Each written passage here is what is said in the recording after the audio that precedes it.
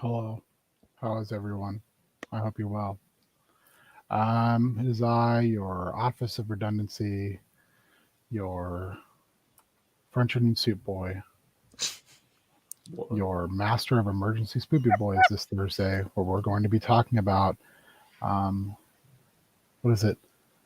Lady Super Cop and Shin, the original Shin Kamen Rider from the 90s, the body horror one. So, yeah, I'm your very special boy. I'm here to give you hugs with gaming. So if everyone wants to go on the table and tell people who you be and who you be with, I would appreciate that. I mean, we could also call you our tabletop. No. Ooh. That could go a lot of different ways, Nathan. That's a whole other thing. Yeah, that's a different stream. No, I know. That's a different stream, baby. Service top, power bottom, all those things. Are they the same? I didn't say the same. All those things. Anywho, I'm Nate. I play Otterkin Rogue Warlock, Twig Swistrike. Last time, nobody saw me. What's up with that? It's a simple question. Oh my god. Oh boy. Hi, I'm Shannon. I am playing 11-year-old artificer, human artificer, Charity Moonlight, and also Savannah, who's a Nimblewright. And we didn't see Savannah last episode because she's planning some stuffs. But Charity is learning some hard lessons, I think, about friendship and trying to rethink things about her values. And I feel like she's being prodded in very interesting directions. So we'll see how things continue. Also, now I want French onion soup. We made, or I shouldn't say we, Cassandra made some, and I just did some tweaks to it. And it was delicious. So I was actually going to ask you doesn't that make me the master of French onion soup? no. I made it. I caramelized the onions for hours. That's You the did. hard part. I not only did I make French onion soup, I made tomato basil soup from scratch yesterday too. Oh. Yeah. Oh, I did double yo. soups yesterday. Double soup Sunday. Double soup Sunday. There's a Sunday. lot of it. So we will be eating those soups for some Fucking time. lot of that. No. soup. And I will not be complaining about it because they were both real good. Yeah, there's at least 2 hearty bowls of each one left. Whatever. It was good. I'm happy with it. So You should be. Like I said, it was really, really, really good. soup with garlic bread, man. So do the dipping. Yeah. Love garlic bread. You could literally eat it for every meal. Right? Tasty. Okay, I'm Cassandra. I'm playing everyone's favorite Kender Barbarian, Amulet Sticky Fingers. And, Amulet had a really hard time last time not petting the doggy. She would have done it too if she wasn't busy. She's not afraid of that doggy. She likes all doggies. You could have if you were invisible. All know. doggies go to the underworld. Oh no! That's not where we want them to go. think. I want that Don Bluth movie. Yeah, that would be good. Hi, I'm Warrior. I play a 9-year-old arcane archer fighter, Montgomery Burnside, wanted for short. Last time, he got some bad news about his parents. Got some bad news about his parents. But there's still time to change that. Maybe.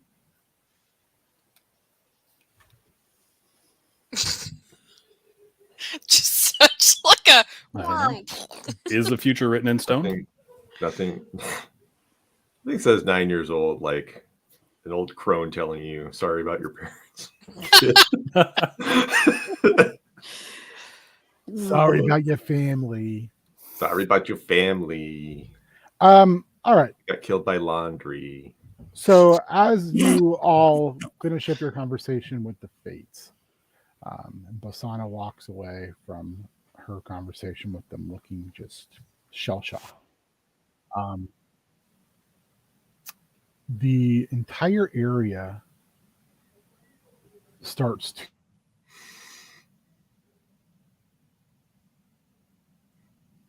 Oh, that's not good. on because all of a sudden everyone went away.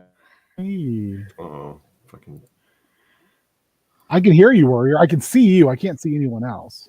Oh no. I can hear and see you now, and you're moving. Oh, Yeah. Now it's saying my internet's trying to connect. Well, It is. seems connected. It seems What a connected. wonderful time for this to occur. Isn't it? Mwah. Mwah. So good. That is a wonderful time for that. Wait, can I get a screenshot? No, hold Can up. I get? No! Oh, damn it! Oh, why did I have to come back for that little bit and then nothing? Oh man, that was so. That was the most like. Oh. Oh man, that was so funny. I did Nutley laugh for a little bit. I have no idea just what occurred, but You Chef's freeze you paused, like it stopped you right as you were like.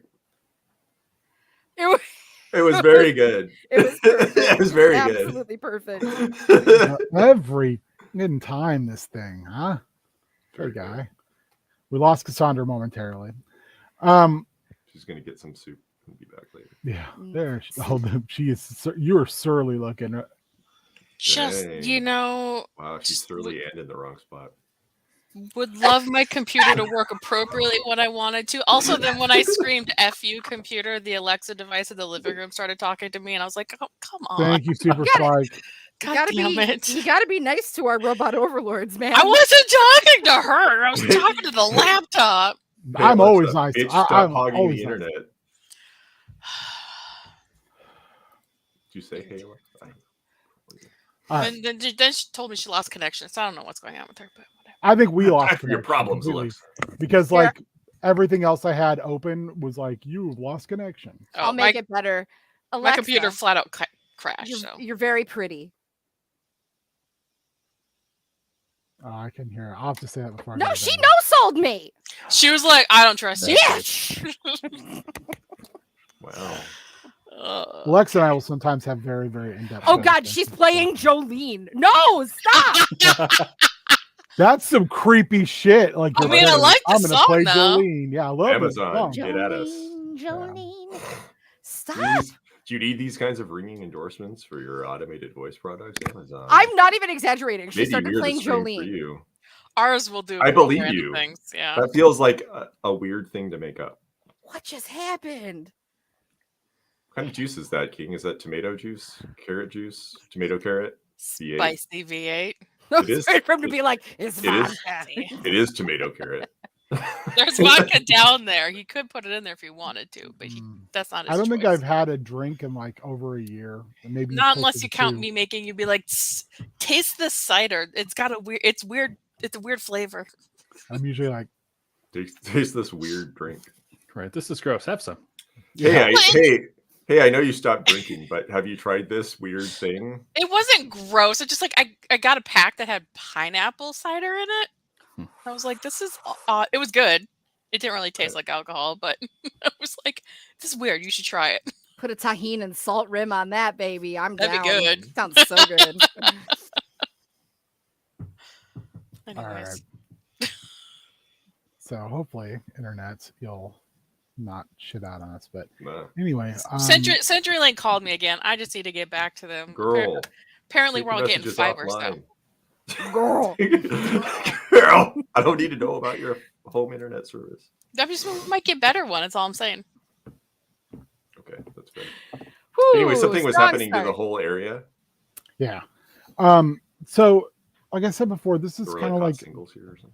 everything's like kind of in a dullish state. In this, the things that are very the things that are colorful are very colorful, but they're very much offset by a dull grayish green everywhere and like a low hanging darkness. And the sky itself lights up with these large arcs of blue lightning, like azure blue, and they come and they start to strike. And the area where you're at had some foot traffic, but not a lot, and you see people running, and you see the Fates picking up their big old boiling cauldron. They put it on a little cart, and they start old ladies start pushing it down the street. One of them looks back and says, "You should leave, because I think that's for you." Where should we go? Not my problem. You know the future. Tell us where to go.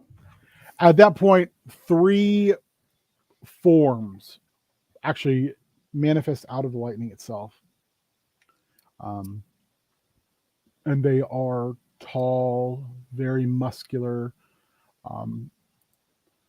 very androgynous forms in full kind of Grecian armor, with the helms covering their face, with long hair spilling out behind.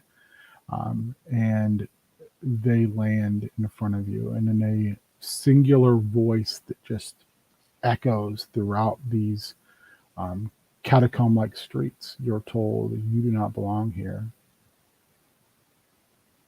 The dog said it was okay. "You do not belong here. You are trespassing." I mean, okay, define trespassing. Because, like, we're kind of here to do a job, and it's not like there was a keep out sign or anything. There was. Really? Cerebus is a keep out sign, as you would say. That's not a sign. Keeps That's really the dead in and the that's really living rude out. of you to like refer to a dog as an inanimate object. I mean, like, not really painting the most inviting picture. Just That's saying. true. Also, he said it was okay. He didn't tell us we couldn't. Yeah. Also, he's a real good boy. He's like the good. Everybody but Twig, make me a dexterity saving throw. Oh, damn it. motherfucker. Do these look like the stupid cops we fought above That's the ground? wrong too? dice. They look like a far, far, far, far fancier version of that. I'm sorry, what save are we making? Dex? Dexterity. That is Oh, that a was a good roll. natural 20. You easily, even in your charrette form, tumble out of the way. I rolled a filthy 20. Same thing. I got a Montgomery's a- Filthy. I got a 15. You're Zip. able to as well, Amulet. Twig, it's like you're standing there and you never had to move because the lightning like literally arcs around you. And everyone else has to jump back. And you hear again kind of this booming voice say silence to you. Hey, it's okay. They're with me. In accordance with current statutes, we are awaiting paperwork to banish you from the underworld. You have approximately 24 hours to conclude your business. If you are here once paperwork has been ratified, you won't be leaving. You gonna make Wrath do some paperwork to see if we get to stay here? Doesn't even make sense. Lightning strikes again and they're pulled back up. That was weird. No, I mean, it's not so weird. It's bureaucracy. It exists on Storm Song too. People are just like stupid. It's really dumb. I've Blitz- never understood it. You blow up accidentally like a whole wing of your high school, and it's like, here, Charity, fill out these 800 reports. So Bl- dumb. Bliss kind of says that must be just an offshoot of all the order issues that they were talking about, Yeah. that Iblis was talking about. Yeah. I don't think, I just don't think this would be what was going on. Otherwise, this seems really odd. I know it's super weird. Like, if they waited a really long time, we've been down here for a while. Like, you think they'd be more on top of it, unless bureaucracy stopped them from responding in a timely manner. Rosine lands and she says, I think you're going to want to see this. Great. What is And it? she leads you through a side street into a larger open area, and there are people for as far as you can see. There's a huge pavilion in the center of this square that looks to be some sort of welcoming area, maybe where people are sorted and sent to where they need to be, and it is overrun. Like calmly overrun, or there's a riot. Calmly, like people are just like stuck, like an airport where lot things there. have gone wrong. Yeah. Okay. And you can hear people talking about, like, the fact that this is the afterlife and they're stuck standing in line. Some people are, holding tight to religious iconography and, hoping that they're going to be sent where they think they're going to be sent. And some are lamenting the fact that they probably aren't going to be staying here, but instead are headed somewhere else. You kind of are able to pick up on these small snippets of conversation. And she's like, I flew over to see where I could get a better angle on whatever it was that came after us, and I saw this. Do you see Erland? Is he here? I didn't. I looked, but I didn't see him. There's an easy way to solve that. We just send Charity over there for her loudest Erland yell possible.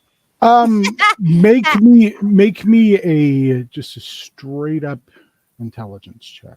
I'm just throwing my dice around. I'm so smart. I rolled a 5 and I have a +1. Yeah, this is a great idea. SMRT. SMRT. And Mayart. I'm so Dude. smart.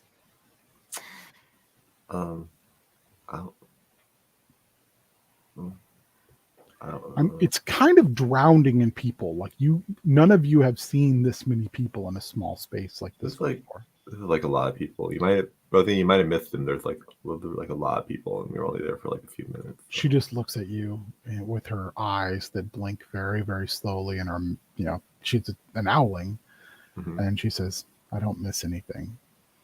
We'll have to be even louder then. Hang on. I got an idea. Charity's gonna walk a few feet away from the group. Just The kinda, only area where you can really walk away from the group is going back the way you came. It is. Oh, okay. It is body to body. Gotcha. She'll kind of shuffle, just inch a little bit closer to the person to your right, rock back and forth on Shret's feet, which are very she's trying to be casual, but it's very creaky and loud. And she just kind of looks over and is like, Death, am I right? Trying to make me an Arcana check when you do that. She's literally trying to make small talk to get information. Who did you go up to? Tell me what the person you went up to looks like. I'm gonna say that it looks like fairly nondescript middle-aged guy. Okay. With a beard, kind of a long face. That would be a 22. You start to notice when you're rocking and you kind of take a moment to catch what you look like. Everyone there is got a kind of a paleness to them. Like some of the color has been pulled out of them. You four plus the other 3 members of the Honor Society Twig doesn't quite look like you guys. But you 3 plus the other 3, you're in 4 color '60s Marvel comic book pages. You say this to this guy, and he turns and looks up at you, and he says, "I think you might be in the wrong place. You appear to be." Yeah. Don't. It's fine. It's complicated. What's the holdup? I Do we thought know? he kind of stops for things. I thought of all things, death would be the least complicated thing I would be involved in. You'd actually be really surprised when you start thinking about the science of what happens to the human body when you actually die. I mean, it's really fascinating. You see his eyes just glaze over, like he has no idea what you're talking about. She catches herself for once. For once, she catches herself, and she's like, Sorry, boring. I know. No, not boring. I just don't understand. Yeah. No. It's cool. I get that a lot. What's the holdup? Like, you'd think that this would have been like a finely tuned machine at this point, right? Well, if you look further up over there, and he kind of points, he kind of stands on his tippy toes, you see these massive obsidian colored skinned, large brass armored beings, and they're kind of trying to usher people into these proper lines, but there's just so much. And he's like, I've been here for what feels like a year, and the line just isn't moving. Something about paperwork. It's always paperwork. Things would run so much cleaner without paperwork. Am I right? It's so stupid. It's dumb. I don't disagree with you. Yeah, I mean, like, really, I can only imagine how annoying that is. Like, how'd you die? And then you got to stand here for like eons. It's so stupid. I was backed over by a cart, an oxen cart. Ooh, it's tough luck, my guy. Yeah, it wasn't good. I'm sorry. I lived a good life, but Yeah. well, I'm hoping maybe I have a good reward in my afterlife. Oh yeah. Yeah, I'm sure it's gonna be good. I'm sure it's gonna be good. Although part of me thinks maybe this is the afterlife and I did not live a good life, and this is part of the 9 hells. No. Believe me, I've studied enough religion to know, regardless of like where you're from, like this is like pretty standard in most situations that I've at least studied or seen. I mean, I died once too. I kind of died. It's a long story. He looks kind of wrapped with attention. Like you get the impression that this is the first conversation he's probably had in maybe almost a year, or however long he thinks it's been since he's been standing in line patiently. He's kind of just like, yes, yeah, I'm listening. Contact with another person or with a living being. Yeah, it's kind of a mess. Well, I hope they figure it out. I mean, I don't know. I've seen amusement park runs better than this. That side over there was moving much faster for a while, but I don't want to go cut in line and take someone else's spot. Where if this is my lot in my unlife, then I'll wait. Hopefully, paradise will be worth it. Pre-hell. Have you signed up for pre-hell? Yeah. I live in America. I don't need to. I'm already get here. all your pre-hell benefits.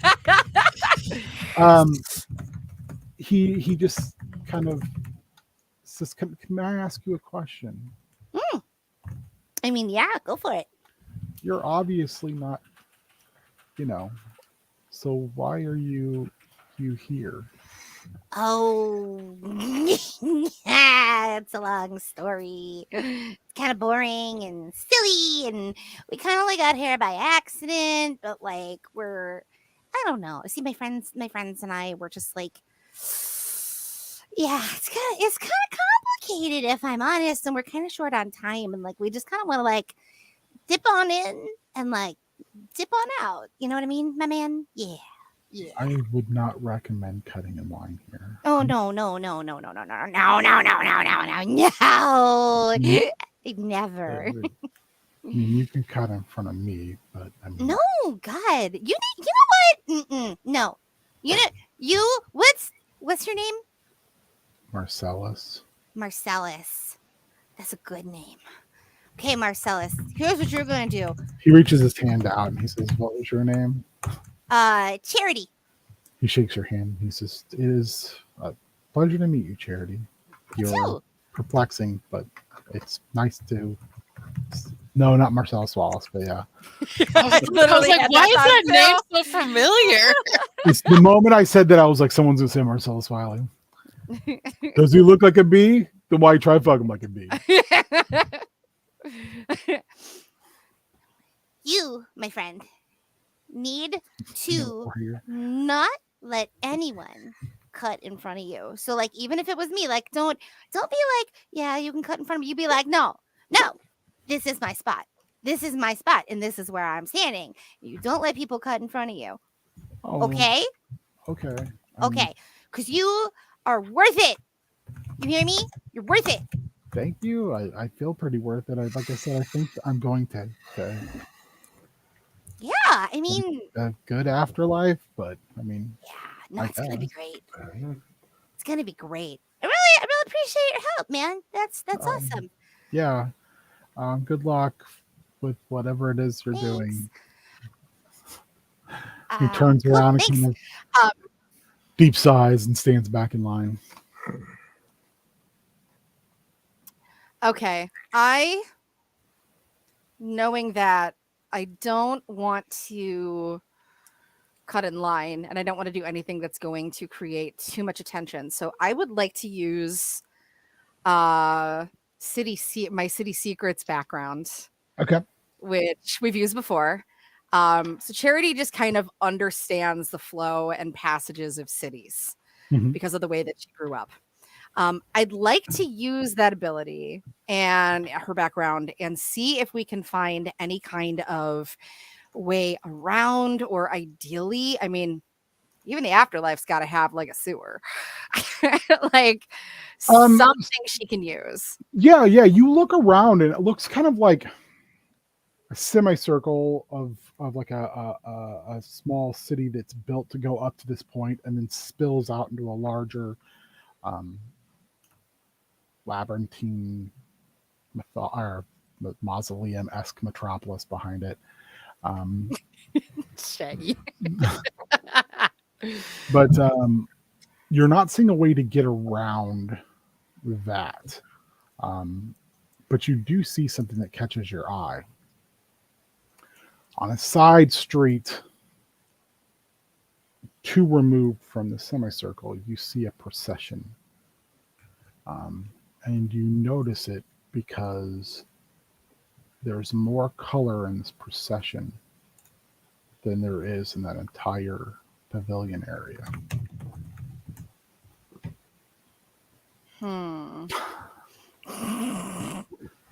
We all float down here.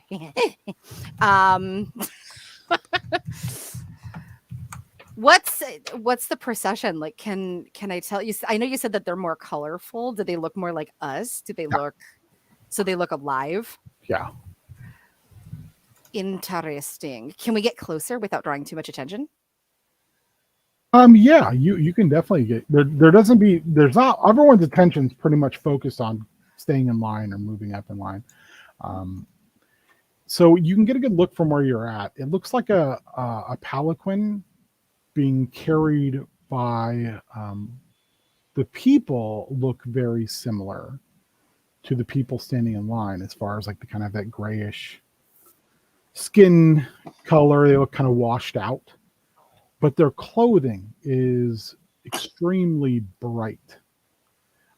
And the palanquin is there's bright silks kind of all over it. And some of the lines that are spilled out back this far, as soon as this thing kind of comes through, they just get out of the way. They give it a wide berth. Are there any symbols or markings on the palanquin that It's a great question. Let me look and see if there's one. I'm asking all the annoying questions tonight. Also, I'm sorry, the funeral for the McRib comment had me. It's good. That's a really good question. You see a symbol of a black dog. And around the neck of this black dog, there is the triplicity symbol, or the triple moon. Mm.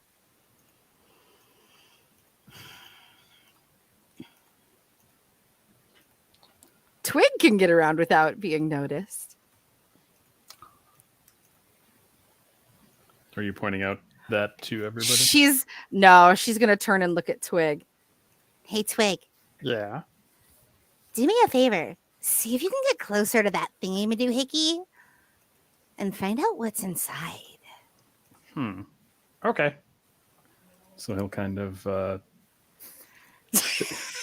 that'll probably happen. He will walk over to the dead folks carrying that, and can he see anything now that he's closer? Or the curtains are all down, and The curtains are all down, so you can't really see inside. But they don't notice you. Like it's like you're not there. Can I climb up one of them and try to peek in? You can make me an acrobatics check. Hell yeah. Excellent. That's a natural 20. Dang, everybody's rolling off their asses tonight. Man. You are able to slide right inside. What do I see once I'm in there? There's nothing in this. Huh. That's weird. Given the old razzle dazzle. So as this is going on, where Charity, Amulet, Montgomery, Basana, Bliss, and Rosine are kind of on the edges of this crowd, a person comes up to you, comes out of the line area, actually, which is kind of odd because everyone's going this way and this person's coming that way. And they've got a kind of a drab grayish robe, and it's covering the entirety of their form. They walk towards you, and I kind of their head is tilted down so you can't see, but they turn to Charity and they say in a very soft, elegant voice that it would probably be best for the remainder of your time here to avoid making a spectacle possible. So after they say that, obviously I can't hear that, but Twig pops his head out of the curtain. Hi, there's nobody in here. Should we see where it goes? No, come back. So the person raises their head up and looks directly at Twig, and their hood slides back ever so slightly, and I want you all to make me a wisdom saving throw. Oh no. Oh, 14. Okay. Dirty 20. Okay. I rolled 11. 19.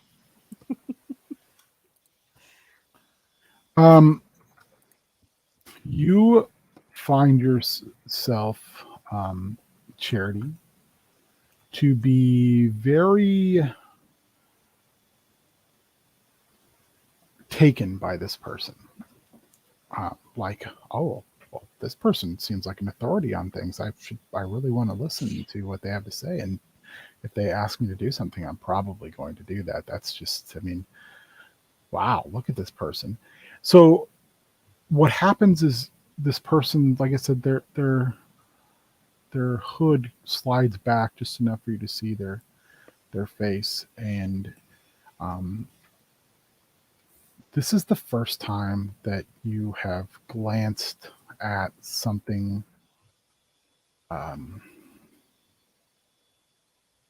this profoundly powerful this up close. Now, granted, you did get punched by a god, Monty, but that's a minor deity, and you're just gazed upon by a major deity about 2 feet away, as the goddess Hecate looms.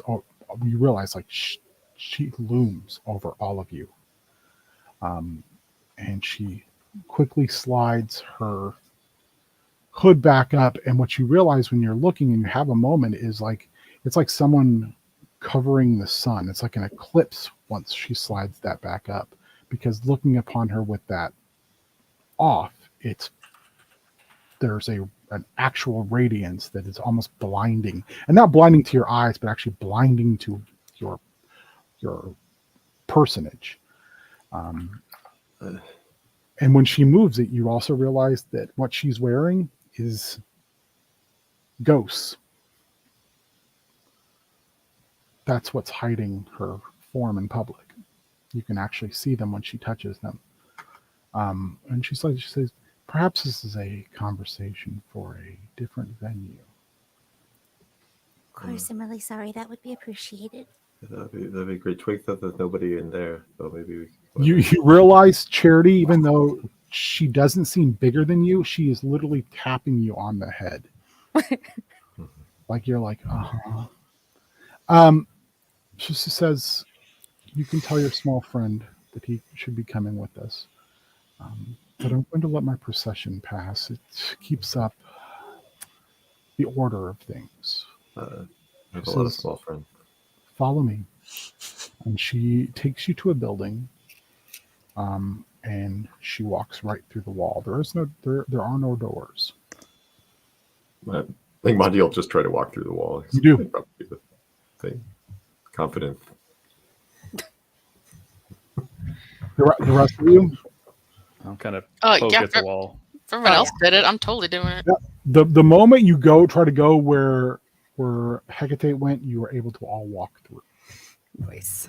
And when you walk in, the drab of the outside is gone.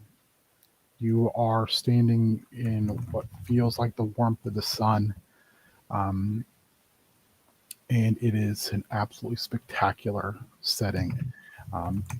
It reminds you a lot of the Seers back in Sigil.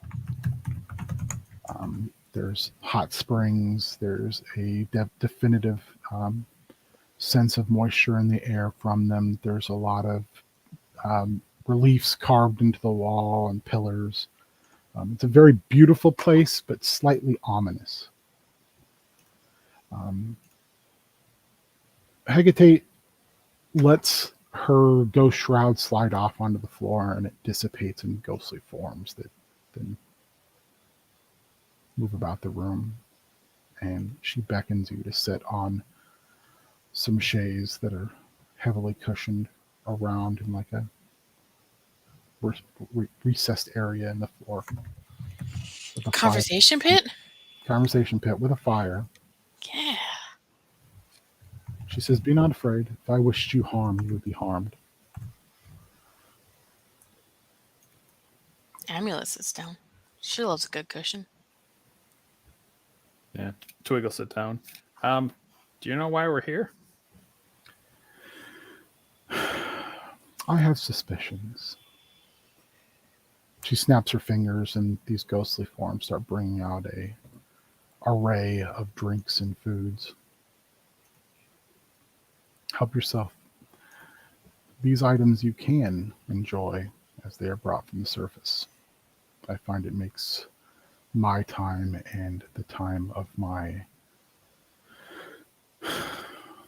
wayward ward more enjoyable. Do they look normal? Yeah. She's eating them. All right. Then Twig will start eating. Oh wait, what are you doing? Don't eat the thing. It's the best food you've ever had. Oh It is literally the food of the gods. You have to be here forever now. She looks at you and she, no, as I said, I have this brought to me from above. I find the food here bland That checks out. and tedious, much like I find its ruler. My understanding is, just from what I hear, is that you are looking for my ward. No, we're looking for Persephone. We don't know who Ward is. There's a wry smile across her. her almost stone demeanor, and she says, Oh shit, Twig. I can't tell if you're young, dumb, or cutely funny. It's I'm it's going the first and the third one. I'm going to give you that benefit of the doubt. Thank Why you. would you be entreated to journey to the underworld? Look at you. You're so youthful. You're so alive. You're so mortal. It's a long story. Basically, we're trying to help our friend. Have you not? You obviously are not worshippers of this particular pantheon. But don't your worlds and gods have stories that this does not end well? I mean, sometimes it works. She smiles and she says, I am proof that most of the time it does not. So you're saying there's a chance? She kind of laughs God. and she reaches across and like all of a sudden space closes like unnaturally and she boops you with her long finger on the nose and then almost like it phases back to normal space and she says, I can see why the Baron enjoys your company. Oh, you know the Baron? We have occasion to dabble in similar circles.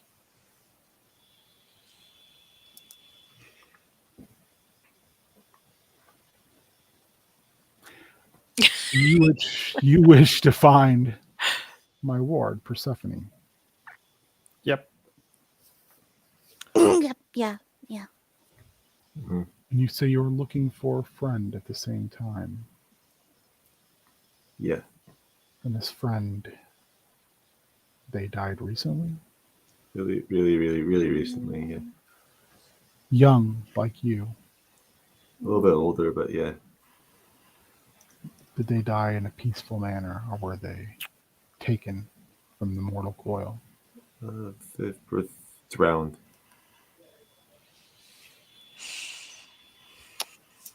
It was kind of an accident though. It wasn't like I mean, kind of. But it was someone took their life. They did not die by their own hand or stupidity. Yeah. I might know where you can find them. Okay. In the process, you can do something for me.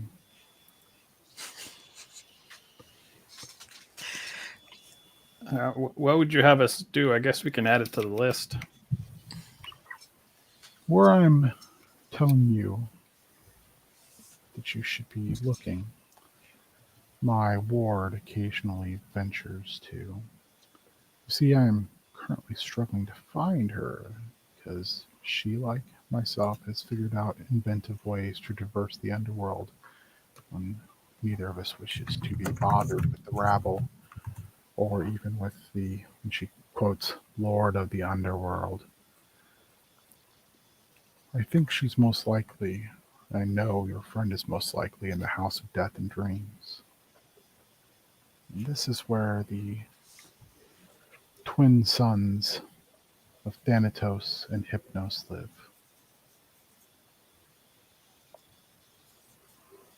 This would be a good place to start looking for your friend.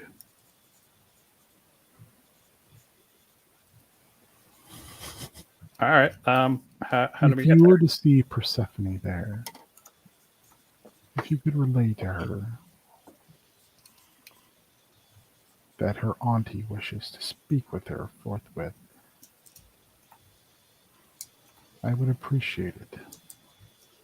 I can't go to her, she again quotes, husband with these concerns.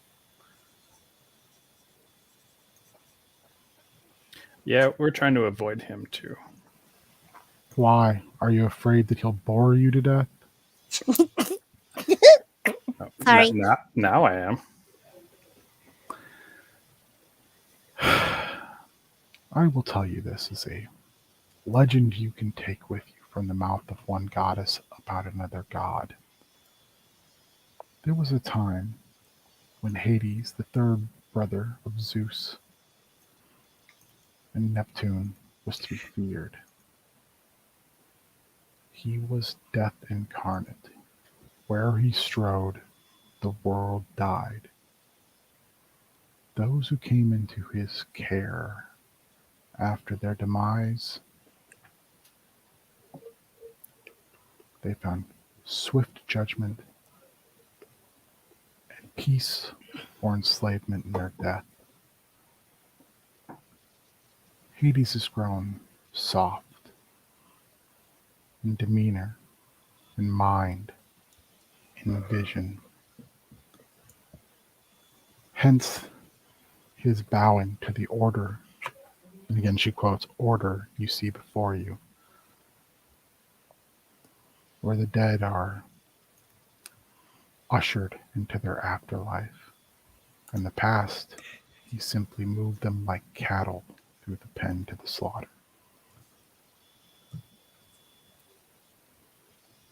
I would say, for better or for worse, it is kind of like the DMV. For better or for worse, Persephone has had an effect on Hades. Some would say for the better. I will hold my judgment on that matter. But should you meet him, it's very simple. Be respectful, as you have with me. But he is nothing to be feared, at least not any longer.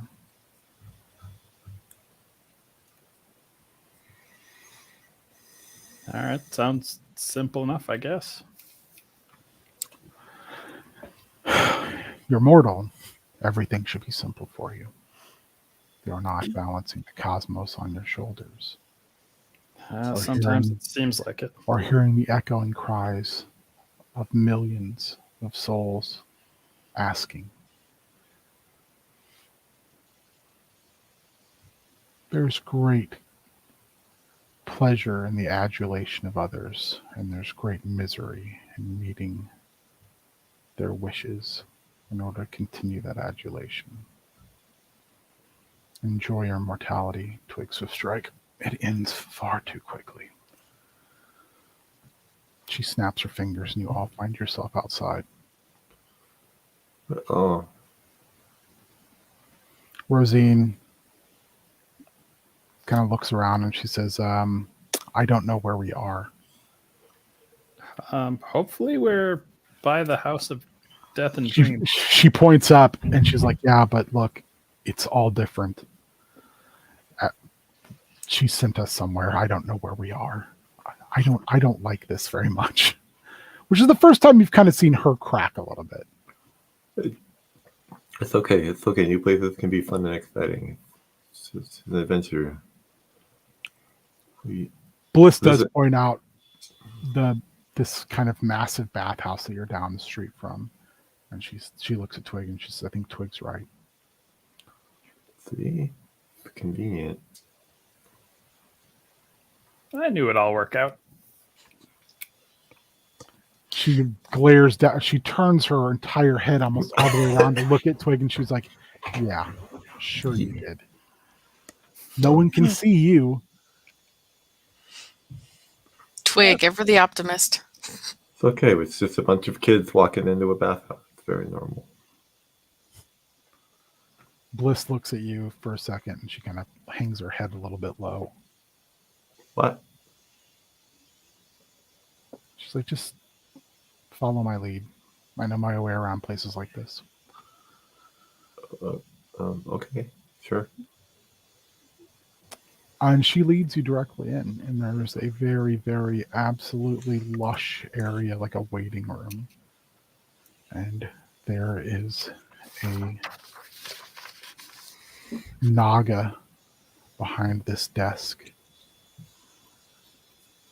just covered in jewelry.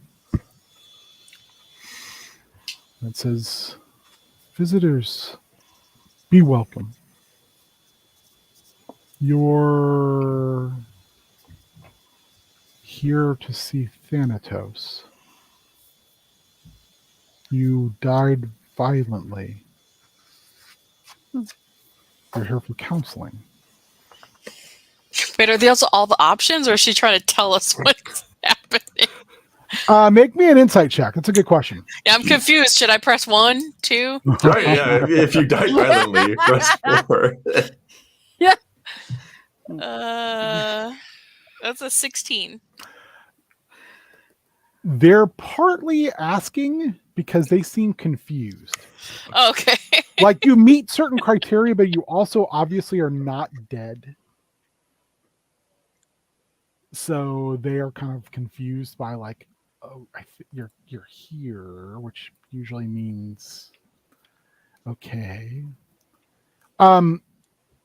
They say, well, there's a session currently in place. You can simply find yourself through that hallway. And they move their head to direct you towards the hallway. Okay, are there free towels or? They say, not for the therapy session, I'm afraid. Oh, okay. We gotta go to therapy? Damn it. Therapy Oh, can be really helpful. I feel like I could use some It can, therapy but we after don't have last time. day. I don't know. I mean, like, if we have time, I think it would be helpful. She's kind of trying to only talk to Amulet. I like Amulet. I kind of like, I felt something when Big Lady was there. Big lady. Just Big saying. lady. Oh, a lady! I know a lady with high heel shoes. Bliss just starts walking down the hallway. Monty follows Bliss because she told him to. Yeah, she I said mean, she yeah. knows what to do. She's taking lead and go for it. The hallway eventually opens up into a large circular room, and it's full of kids, primarily. There are some adults, but not very many. And upon a dais is a very similar, but not quite as intense as when you met Hecate, but a massive form that's looming and speaking, and there's a palpable, passionate empathy in the air. And this being is inviting these very... You don't realize how big this being is until the mortals step onto the dais. And they are like... Even the adults maybe come to knee level. And they are saying, unburden yourself of what you went through before you came into the bosom of the afterlife. Tell us your tale and be freed of it. And this goes on for what feels like a long time, but at the same time feels like no time at all. And that's when you see Erland walk up onto the dais. And Erland says, I was arguing with my friends. I was trying to help them. They're both younger than I am. I was. And I'm I'm dead, right? He looks at Thanatos, and Thanatos just calmly nods. Says, take your time. And then I don't even know what I saw in the water, but I saw something and I thought it would help us. So I reached in, and then I was just in the water, and I just kept pulling me down. And it just kept telling me just to let go. And I just kept thinking, why am I doing any of this? The people I'm with my friends, they don't care. They're too busy constantly bickering with each other. And girl that I like could give a shit whether I'm around or not. I can't go home. I don't understand any of this. Or this. He looks back at Thanatos. Or this. This is not for me. None of this was for me. victim of circumstance, kidnapped by weird Christmas monsters. I'm just kind of stuck. And now I'm never going to get to grow up. I'm never going to get to have a first kiss. I'm never going to get to go on a date. I'm never going to get to the prom. I'm never going to get to hit that big game-winning home run. Nothing. Like this is it. Like, this is all of it. And I just don't understand why. And you're like God. So why, God? Why did you guys decide this? Why did you decide to take us all away from where we were? And Thanatos sits down cross-legged and comes back down to a size that's more reasonable to everyone in the room. And proceeds to you can't, in the days beyond this, you will never remember exactly what Thanatos said. But the thing you'll take away from it is there's always plans in place. And don't fear these plans do not involve your decisions. And that those who put good into the world receive good in the end. That's the basic gist of it. And it pacifies. Even you all feel kind of a warm feeling that everything has a reason, but you still make the decisions. You walk your path. And Erland just kind of shrugs, and he says, "Does that help you at all?" And he says, "Not really." He's like, "But I appreciate it." He's like, "I'm sorry, man. I don't. This sounds weird to say to someone directly. I don't believe in you. Like, where I come from, you're like in a book, but like my family's Jewish. You're not a thing. Like, you're a story. So when you tell me this, I'm just kind of like, what? Sorry." And he just kind of reaches out. And again, at this moment, you realize he's actually human sized. And he touches Erland, kind of brushes his hair back, and he says, "Then we'll continue to talk about it until you're okay with it, until you are ready to go where you are ready to go to. That's what this place is for." I think we've talked long enough, so everyone can go about and enjoy yourselves, and we'll resume when everyone's ready. Erland, hi, it's Fitz friend. Erland like looks around, and as the room is dispersing, he's like, "Holy shit! You guys are dead?" No. Not really. Ah! He turns Wow. around and looks at Thanatos and goes, "What a bummer." Wow. Walk forward. So glad we literally ventured through hell to come find you. I'm not ungrateful. I'm just No, it's cool. It's I'm fine. kind of It's great. depressed, man. This sucks. No, yeah, we heard. I'm sorry. I'm dead. I died in a dumb way. Yeah. I didn't even die doing something heroic. Like, I didn't die doing something cool. I didn't die like saving one of you. I didn't die like doing anything of value. I didn't die old and happy and dumb. I just died. I mean, Yeah. I know a guy who died on a toilet once. That was kind of a lousy way to go. I don't But know. that just but he smiles and goes, "But that's a story to tell. Like, someday you'll have to tell it to me." We I just guess met a guy who got backed over by an ox cart. Yeah. Yeah. Oh, he like rears back. He's like, "Oh, that sounds See? horrific." Yeah. Also, And he's if been standing in line for like what, a year? Yeah, really bad. Just you got it way better. Anyway, also like the I want person you who all to killed make you me feels really bad, to and make me an insight check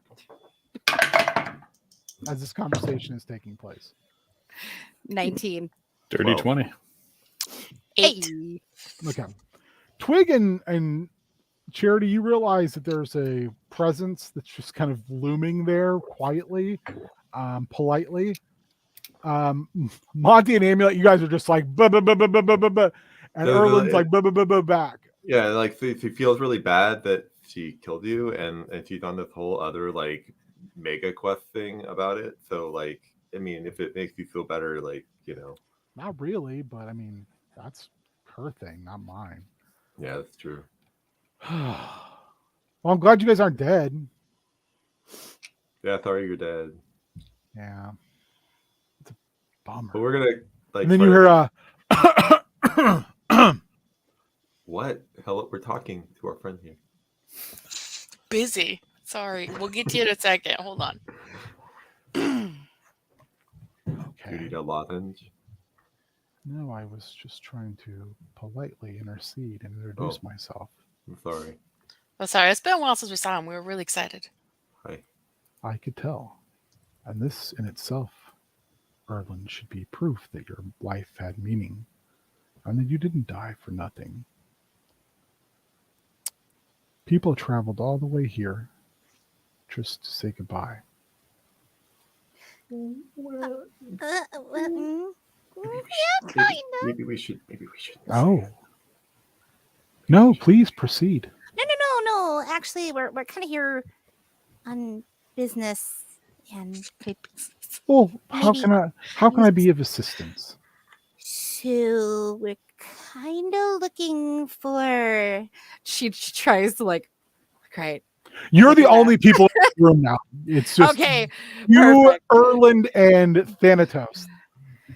She's still trying to be. She's like, We're looking for Persephone. Ah, you're looking for the Queen of the Underworld. Yeah, The kind glorious, of like the glorious quietly. flower. Well, last I knew, she had visited my brother,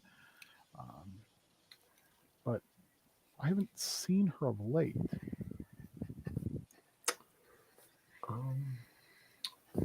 So. Oh. Would you like to speak to my brother?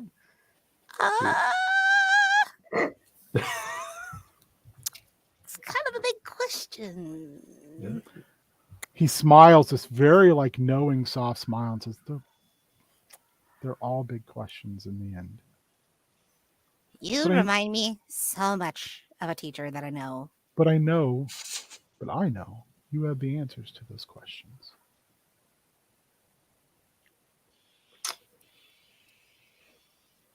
sure.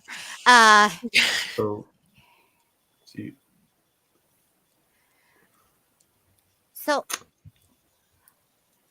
let me shoot you a hypothetical. Please do. So let's say our buddy here, good friend, a pal, who Yes, wasn't Erland. just talking about how his friends didn't care about him. Well, he told us previously that you were arguing and how frustrating that was for him, especially seeing as he was the oldest of the three of you and felt responsible. I mean, like But friends argue though, like that's a thing, right? and Amulet. and they We do. Yeah. and they do, and that's what I tried to explain to him. He can't. His expectations of self should not bleed onto his friends or family. It's So, like, not okay. So that's what I'm saying. Like my man still clearly has so much. He's to like got his learn. head down. It's like, yeah, I know. Yeah. Like he's still got like so much to learn, right? So like, and it wasn't really his fault that any of this happened. So like, hypothetically, you're just throwing out a hypothetical, just a hypothetical, okay? I'm a scientist. That's what I do. I like to work in hypotheticals. So just like work with me, play with me in this space, okay? Right in this space. What if? Hear me Play out. with me in this space. Play with me in this space. On the floor. See how it plays. If hypothetically we were able to convince the right people that our buddy, our friend here, Erland, has a lot to learn and needs to like not be dead and come back. Hypothetically, how could we go about that? Because like That would be a question for- hypothetically, we would have to talk to Persephone. That would be a query to pose to Persephone or Lord Hades. Yeah. Either one of them could grant that to you. Not to get your hopes up or to dash hopes, Erland, because death in itself is its own journey of growth. But if you wish, you could definitely beseech them. People do. And sometimes those desires are granted. But as far as death does not care about a mistake or an error, death is death. What does death care about? Balance. Every single young person or old person who stepped into this room died in a violent fashion. Their lives were taken from them, most often in horrific fashion. None of those people deserve that. Death is impartial. It doesn't care if you're Aarakocra, human, Kender, goblin. It doesn't care. That doesn't care how much gold is in your purse. It doesn't care if you're from Nebraska. It doesn't care if you're from Athos. Death doesn't care. So it And sounds death- like death could use a lesson in equity. I prefer to think in my own time, that my time in what I am and what I've become, and as I continue to evolve, is death is ultimate equity because See, it finds us all equal in the end. but that's the problem. See, when you think about that, equity and equality are two completely different things, right? They're not the same.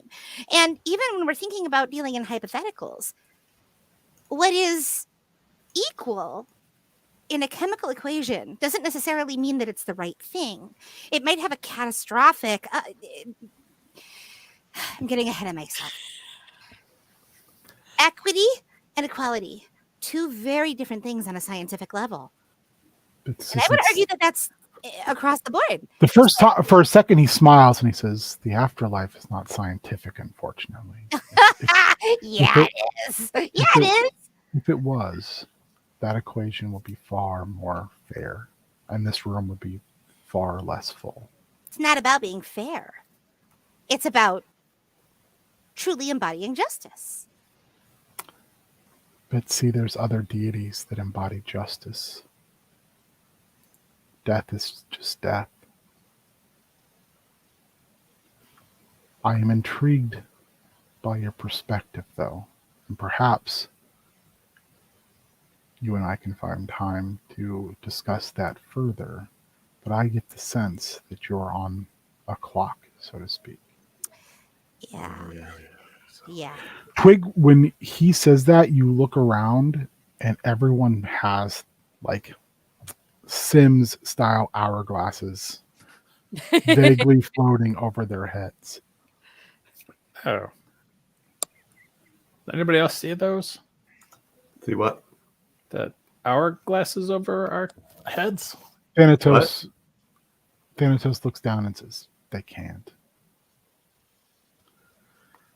Your yeah. your patron has granted you a boon for this temporary visit. Okay, good. So those are just like for us being here, not like for our lives. Those can be quite interchangeable at this point. Yo, that's dark. Oh boy. The Furies are not to be trifled with, and they mean what they say. That once their paperwork, and he almost snickers when he says it, is complete, they will find you immediately. They will end you. You are not to be here. You did a very heroic thing in coming here, and a very inventive thing in tricking Cerebus. But all actions tend to have consequence. Oh, we know that. Utilize the time that you have in order to do what you need to complete. And then he smiles very broadly and opens his arms and says, "How can I facilitate your success?" Well, I guess we need to chat with your brother. I will take you directly to him. One thing, my brother is, how to put this gently, interesting. Divine, interesting. His position is to see everything that has been, will be, or is being dreamed. That experience can be a lot.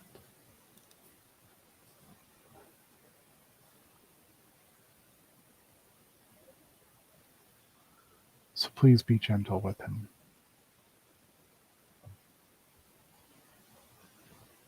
He smiles and says,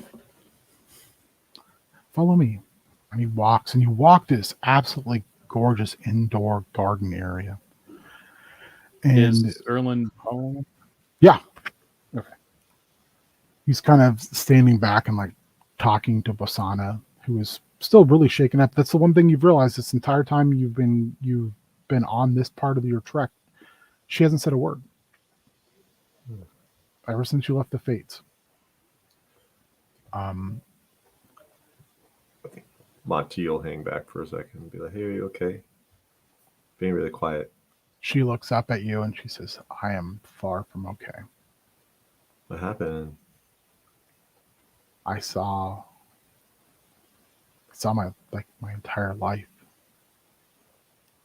Yeah, me Or I too. saw what Yeah. someone's telling me is my entire life, and I don't want that. I don't want Well, the ending of it. You don't have to do it. They said it's not written yet. How do you know that? I don't, but it hasn't happened yet. So, like, doesn't mean maybe now that you know about it, when you see stuff that seems like it's gonna happen, you can stop and do something else, right? Like I saw some stuff and it was weird. But what if you can't? What if that's just it? That's it. These aren't people. These are ideas. These are feelings made into something we can comprehend. On my world, when you look at deities, they are just light and shadow. They don't walk around and have buildings and hold conversations because they're ideas. Yeah, I'm being forced to look at someone else's idea, and it's a person. And that person, that idea is telling me this is my future. And I don't know how I'm supposed to undo that. well, what what if you just don't believe in it? She starts laughing, and What? she's just like, tears are rolling down her face, and she's like, how do you not believe in something that's being told to you by something called fate? Well, I mean, that's what they told you they're called. I don't know. Like you said, it's not real either, right? It's just ideas. So maybe I don't know. Like I don't want to. I don't want what they showed me to come true either. But I think I think all of this is going to end horribly. And maybe not today, but all of this feels like it's now going to. I don't know, Monty. I don't want to talk about this. okay. And she well, starts walking. Erland's standing there, and he just kind of looks at you, and he says,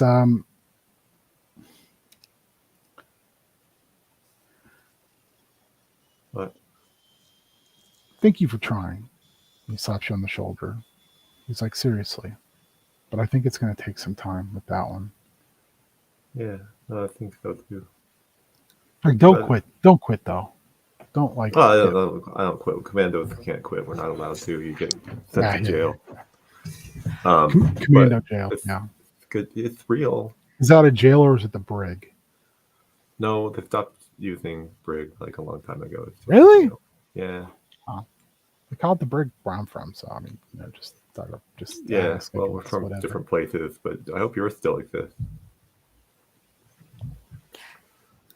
He kind we- of purses his lips like he's going to say something, and he goes, Anyway, yeah, I don't know.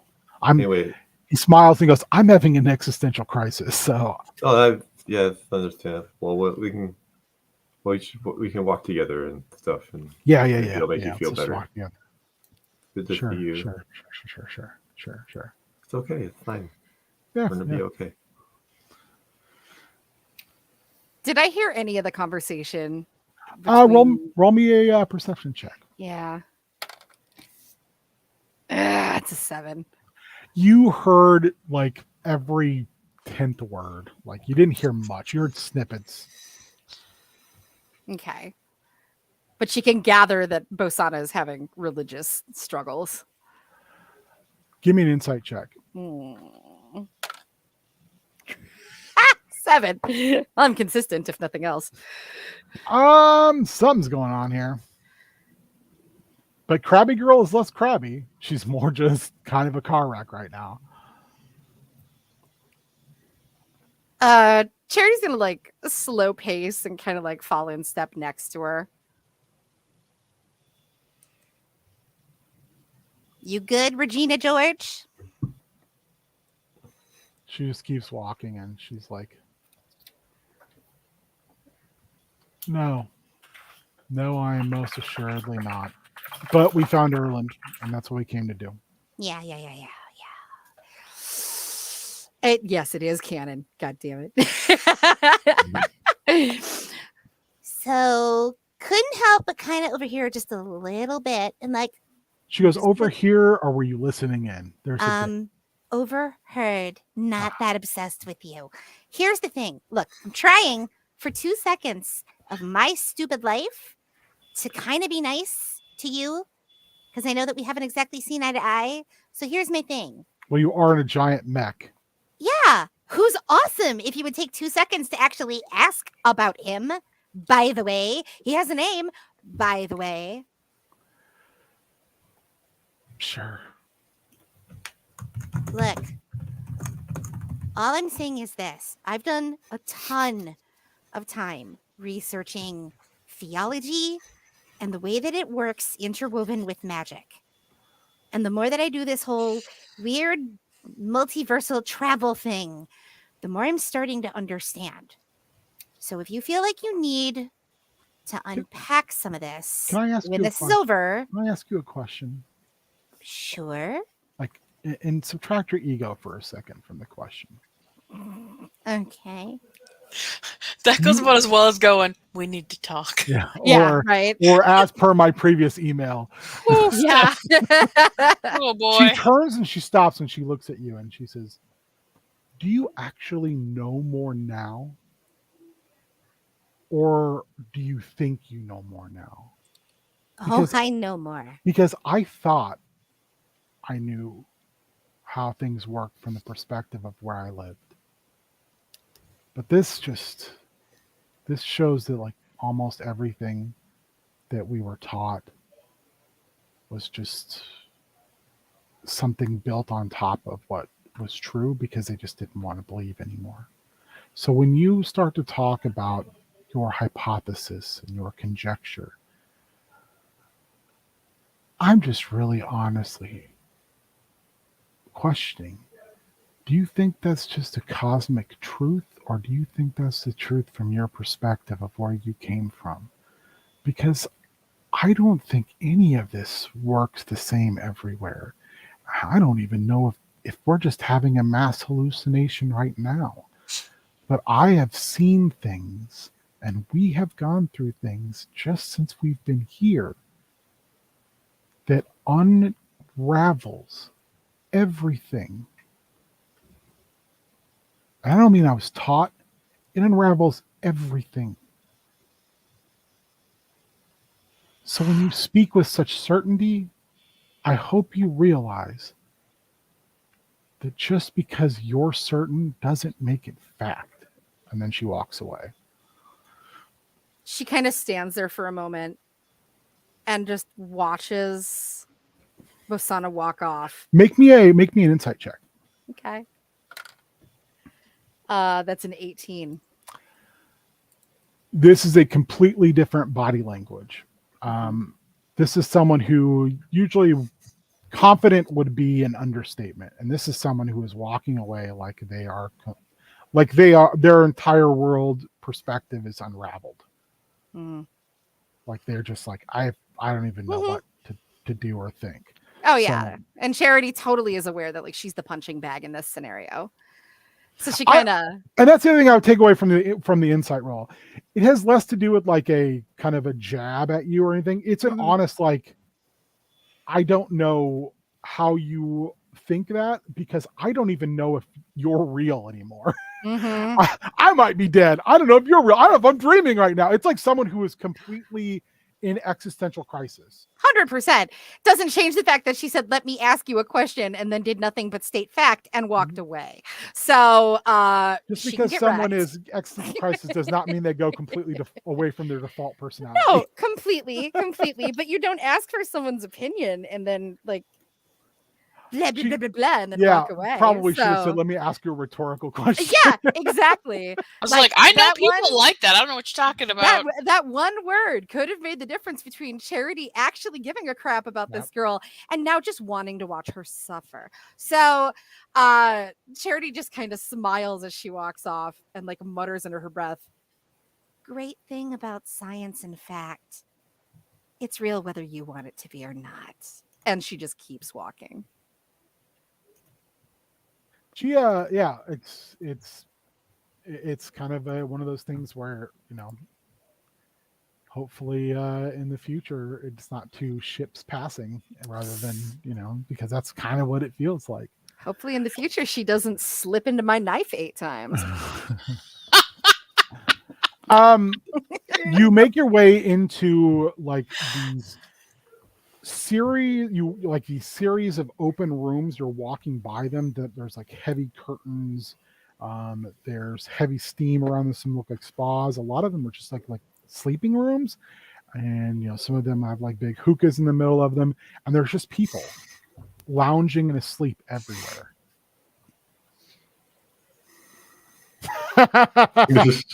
Fair. Here's your microphone back as it hits you in the back of the head. I think you dropped this, asshole.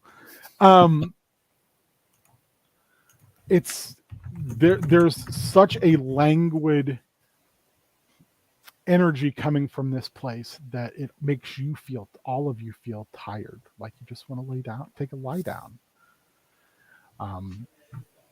And Thanatos kind of stops as you're going through the hallway, and he turns around and he says, "Oh," and then he opens up his hand like this, and smaller hands just kind of come out and touch every one of you on the forehead, and little purple things just softly going from your forehead. He's like, "If you fall asleep here, you may never leave. So I have gifted you with the inability to sleep. It will wear off, but I would hate to have one of you just nod off. My brother is not always a stickler for detail." It's actually super ideal for me right now, actually. So thank you for the no sleep. You're very welcome. And then he brings you into this massive room that is just like almost like a room with mattresses for floors. I like the idea that we're like walking around Hades with looking like fucking like NPCs with a bunch of status effects. We've got these, Yeah, like, basically, yeah. glowing things. We've got purple. And there's beings of all different types asleep everywhere. And in the center, standing about 2 feet off the ground with its head tilted up, is this very stunning looking. Actually, let's do it this way. Monty, what do you see floating in the air? Do we get a hint on vibe or just? It can be anything. This is like an embodiment of dream. So what does He Monty probably see? sees the Bagman. Like, honestly, like I can't imagine like that's the only. It's like eating his dreams Never right sleep now. again. It's like literally eating his dreams. I can't imagine. Make me he's a capable wisdom of- saving throw then. All right. See, this is what I get for being an honest player. No, yeah, you can also have advantage. Oh, shit. It's good All right. though. Yeah, it's really good. I like that. It means it makes sense. Buddy. 7. That's the best one. You I rolled immediately 7 and a start 3. like backpedaling, and you're like, and then you feel this massive hand cup you and hold you there. It says, no, we're not going to have that. And Thanatos' whole hand like goes over you, and when it pulls away, you can see this tiny green spark and he just crunches it in his hand. He says, "While you're here, and why I've given you that, Montgomery Burnside, you will not be troubled.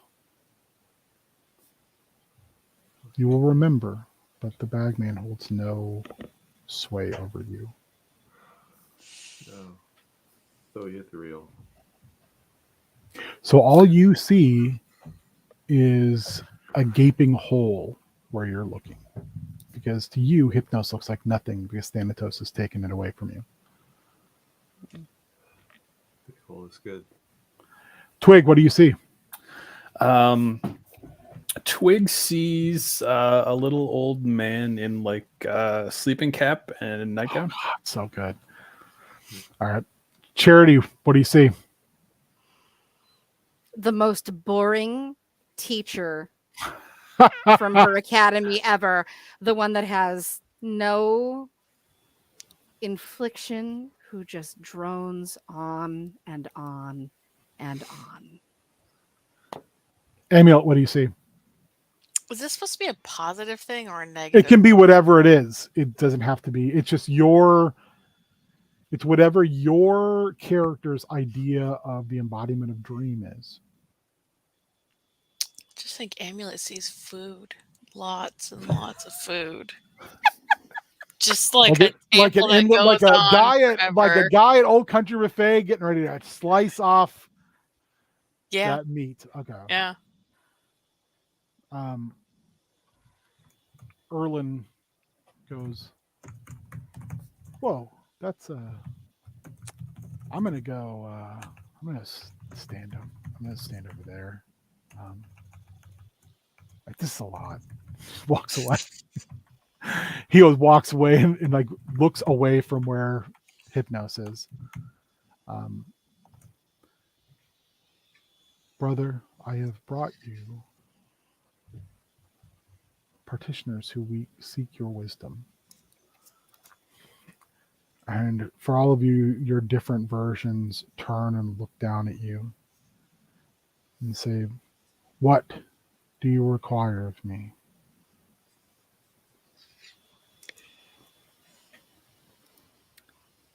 We're looking for Persephone. She dwells in her palace, sleeping soundly. The softness of her husband's kiss upon her forehead. She dreams dreams untold. But is he like somewhere else? I cannot see Lord Hades, as he does not dream."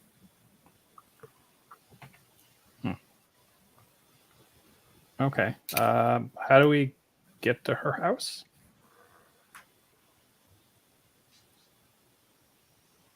There's like no response. It's just like dead air. Thanatos is like, Thanatos looks slightly like kind of embarrassed by his brother's like no response. Do you know? I know where the palace is, but ask another question. I'm trying to figure out why all the gods sound like they're depressed.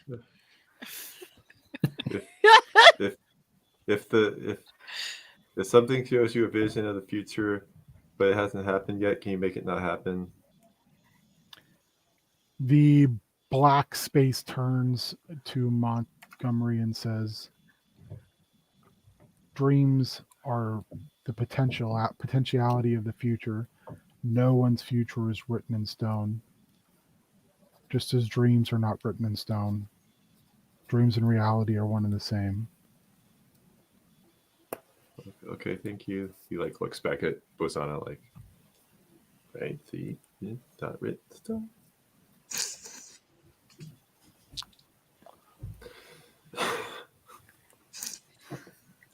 You're gonna marry this. Buckle up, Buttercup.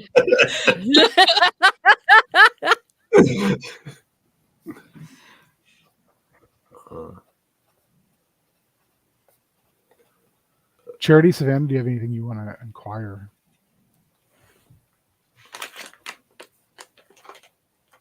Do you get bored of this existence? The entire room stops. And Hypnos shrinks down into the shape of a very, very classically handsome Greek god. And then his feet touch the ground. And he turns and looks at you and says, "No one has ever asked me that. But yes, I am horribly, horribly bored. And I am horribly depressed. I have dwelt in your dreams since I was taken from the womb. I have seen all your triumphs, all your failures, all your desires, all of your tragedies. And I'm so tired." Can't you take a break? Is there like someone that could take over for you for a bit? I have thought about this. And he blinks, and another version of him walks through one of the doors, carrying a big stack of paper. I've thought about this continually for time immemorial. I would have to find the right candidate. He blinks, and another version of him walks out, pushing like a portable hole, but from the side. Thanatos is like, "Oh, not again." Thanatos is like, "Listen, we've tried to have this talk with him numerous times, but it's a lot. He's a lot." And he turns and looks at Thanatos and he says, "I'm not upset, brother. I am simply stating the facts." I mean, it's I okay. wish- People say I'm a lot too. I get it. I wish to wash my hands of this, even for a short millennia. But I would need someone to voluntarily take my place. And then the version carrying the paper steps in front and says, "This is why I have put together this very complete application process. Since you've asked the question, Cherry Walmart, perhaps you could deliver this to potential applicants." Oh, sure. The one pushing the portal says, "I have taken the liberty of opening a portal to just such a place where you could make inquiries." Okay. A fourth comes phasing out of the ether of sleep around you and says, "It will be safe, as at the external exchange, no weapons may be used, no spells may be cast. It is a space of pure commerce." That sounds hella boring. Another version walks behind you. It says, "It normally would be, save one simple factor. Was that? The external exchange is run and controlled by the price master. The who now what? The price master. No one Who is exactly sure where this being emanated from or how they... It's exactly. Hey, you can blame some of this on the chat and Nat Lynn because this is their beast. No one knows exactly where the price master emanated from. A holdover, perhaps from previous incarnation of the Omniverse. But the price master controls this one of many liminal spaces and holds his or its commerce exchange.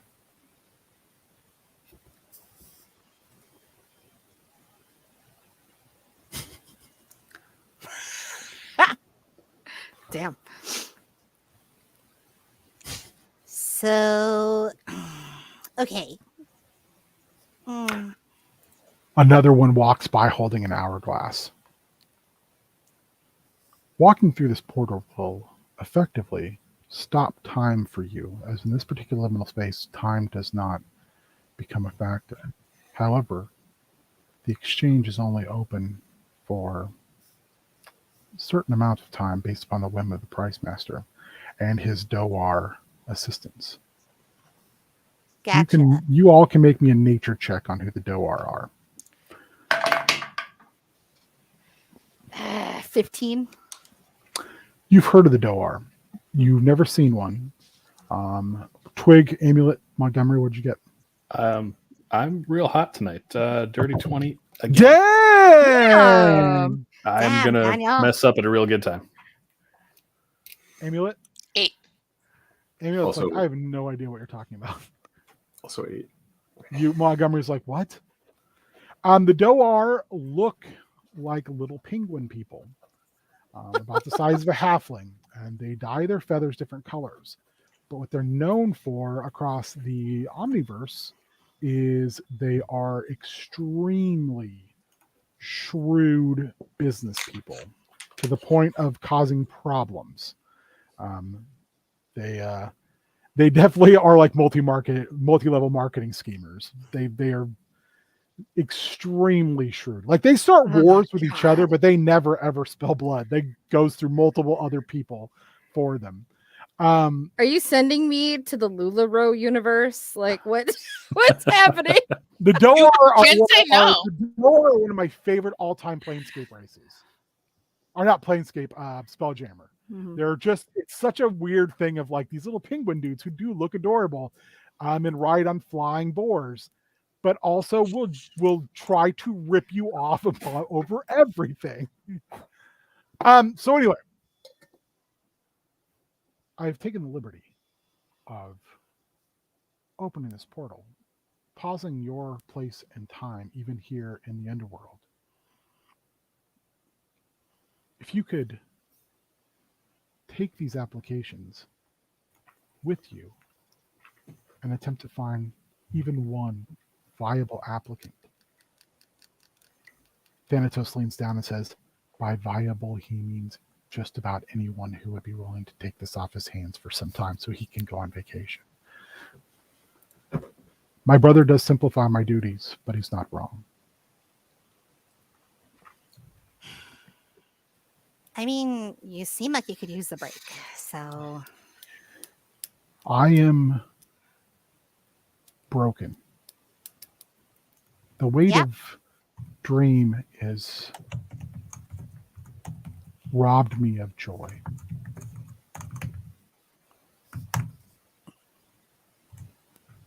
Is he bright colored or is he muted?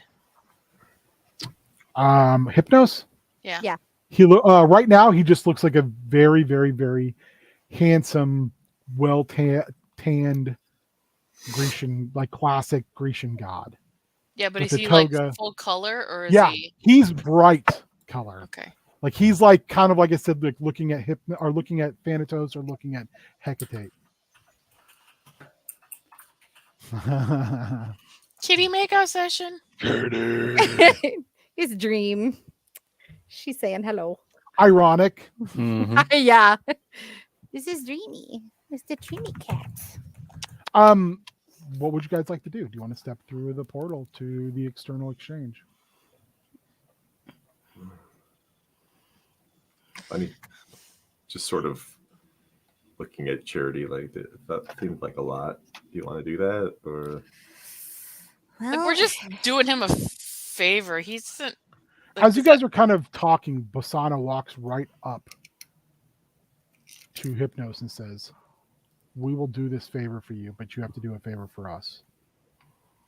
well, there you go. That's where I was Hypnos going. looks down and says, No. what would you require of me? Oh, Amulet's going. Spike says it's churros. I really want churros now. Mini donuts. Basana looks at all of you and then looks over at Erland. These are gods, right? Yeah. Then they bring him back.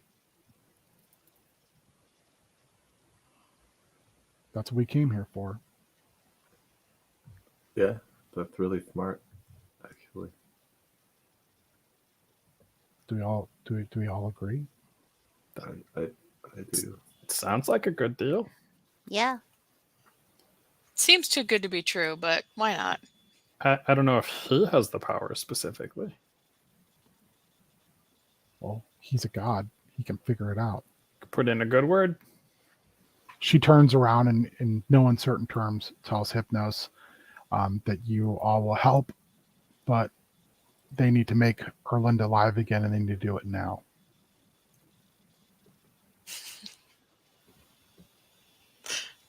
Sorry. got struck by Thanatos that. kind of goes. Thanatos looks at all of you and he says, "We are in the realm of the dead. My brother is the god of dreams. He can't supersede the god of," and as he gets ready to finish his sentence, Erland turns full color. And Hypnos just says, "You will find someone." Whoa. Thanatos just puts his hand on his forehead and goes, "Oh, this will be a problem. I mean, This- we're already in trouble. This will be a." You can't get into more trouble, he looks can you? like he's kind of grown again to big size, and he looks down and he goes, "This is not that type of problem. This is a larger problem. I mean, yeah, he got bigger. No, this is a Lord of the Underworld, well circumvented by the God of Dreams in the Underworld. No paperwork filled out type of problem." Oh, you didn't fill out the paperwork? Hmm. Hypnos slowly turns, and all of them slowly turn and look at you one time, Twiggins, and they say in one voice, "I have no use for paperwork." Fair. I knew I liked this guy.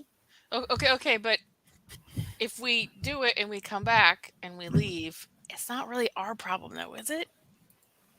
Wait, what? Thanatos kind of said some things for a second. He says, "Technically, no." Like, if we could get out before he realizes it, we can't get in trouble. All the hypnosis turn and look at Emil and says, "He is already aware." Okay, well, if we can get out before he gets to us, Maybe we should talk about this in that other place.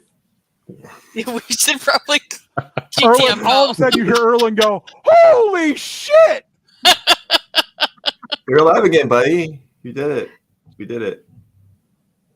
He like walks back over and he like hugs all of you, like kind of pulls you all into a big old group hug. And he's like, "I don't know what just happened, but man, do I feel, hey, that lady's naked over there." What? Where? There's a And lot she of points to like one of the people sleeping. He's like, "Oh man, there's like like a we need lot to of leave this place. This is a lot. And I just got like my aliveness back, and I'm 16 years old, and this is a lot. And can we go somewhere else?" Yeah, no, we really should actually go there now. Like right now. Like Monty's on his way. Basana literally just walks through the portal. Yeah, Monty walks through the portal. He's like, go. He's like dragging Erland behind him, like, don't die.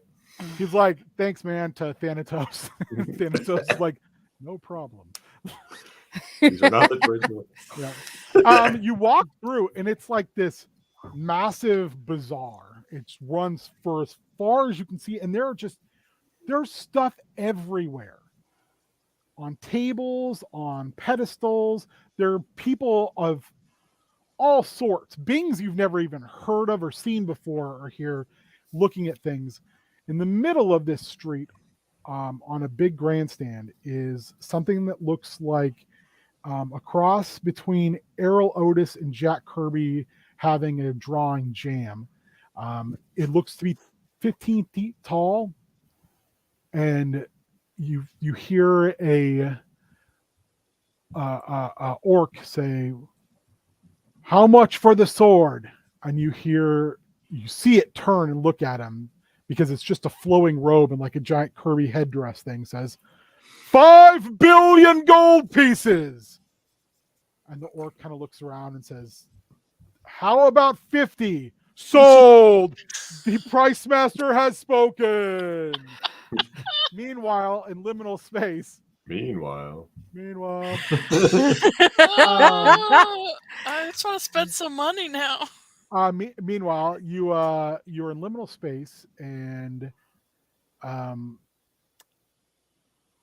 Savannah has decided to take Runtel to an instructor who can cast Zone of Truth. And Savannah has decided to take Runtel to Belith. So you head to Belith's office. You get there, and there's massive double doors with like very, very devilly looking like brass knockers or whatever, and you're let in, and you go through a couple like antechambers until you come into this massive office. It's so mahogany books, someone put earlier in the chat.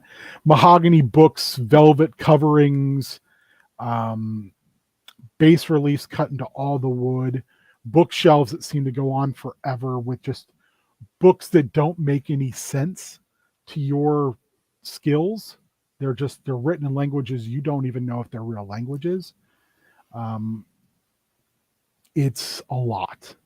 Everything is almost cloyingly sweet in scent.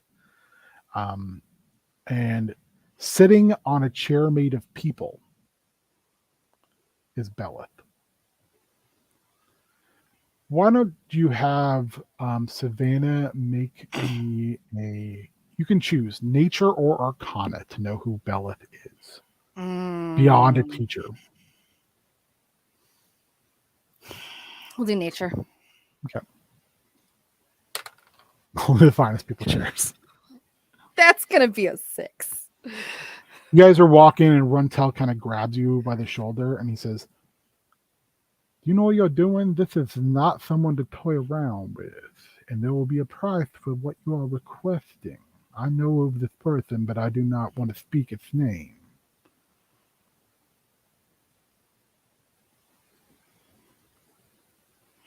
You're the boss. You walk in, and Belith is lounging while scrawling on his desk, and you can see like the people who make up his chair are kind of sweating, like because he's a very like husky dude, and he's dressed like a Puritan. Ew.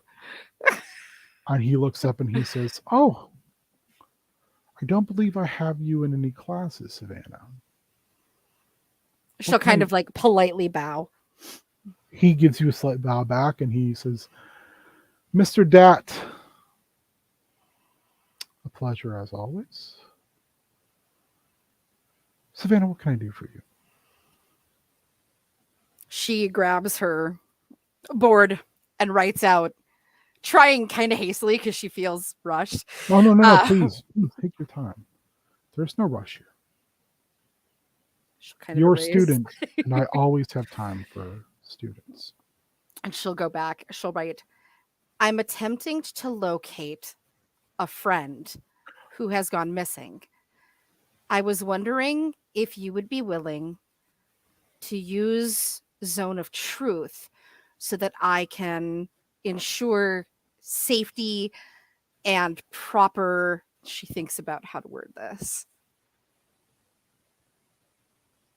"school etiquette as I progress." He smiles, and he says, "Very well worded.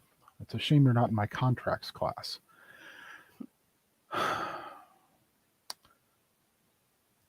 It's a shame also I can't just tell you where the captain is, but certain bindings and agreements I've made within the school itself don't allow me to interfere. I can do this for you, but as with all things, there is a cost. So my question to you is, what is it worth paying?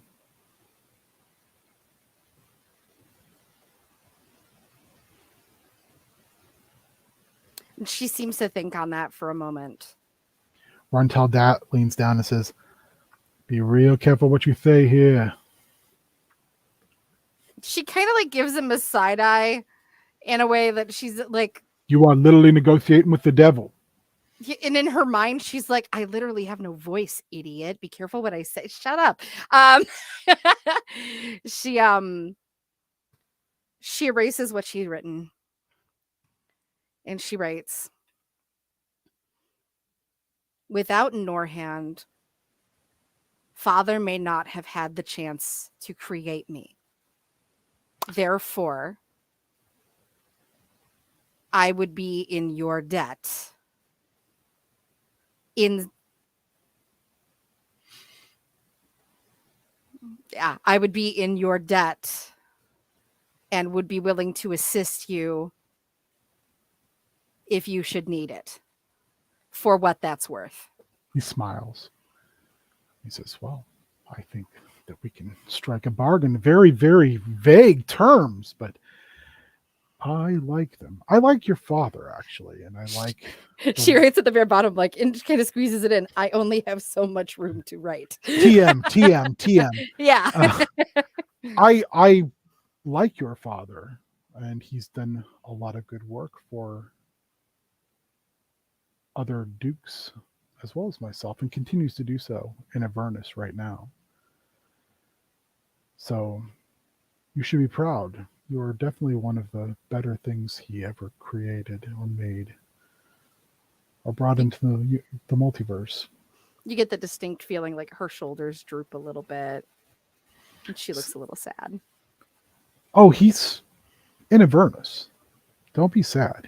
He's doing what he was doing on the prime material plane. He's making machines. She writes out, I'm aware, however, selfishly, I miss time with him. Well, perhaps we can come to another agreement and you can spend some time with him. I'm sure we can figure something out. As to our current deal, and he reaches across and his finger grows all the way across the room, and on your board in this like fiery script that literally burns onto your board is his signature. We have a Concord struck. And he snaps his finger. And Runtel that goes, "Aw, damn it. Ask away, Savannah, and let me help you with that." And again, his hand reaches out unnaturally long and touches your voice coder and then hands it back. It won't last for forever, but it'll last in this room until you can fix it. I look forward to seeing you continue to evolve. She nods and takes it and kind of opens a panel, and you hear it click into place and jars. And she closes the panel. And it sounds a little gurgly at first, and then it's perfectly fine. The thing, too, is when you speak, it is not just a voice anymore. It is actually the voice you hear yourself in your head speaking. So it's no longer like this kind of manifestation of voice. It is literally what you think you sound like. I love that. Oh, he is a devil. This is very strange. Morgan Freeman. Morgan Freeman. Andy Dufresne. Today we will learn about Jesus Christ.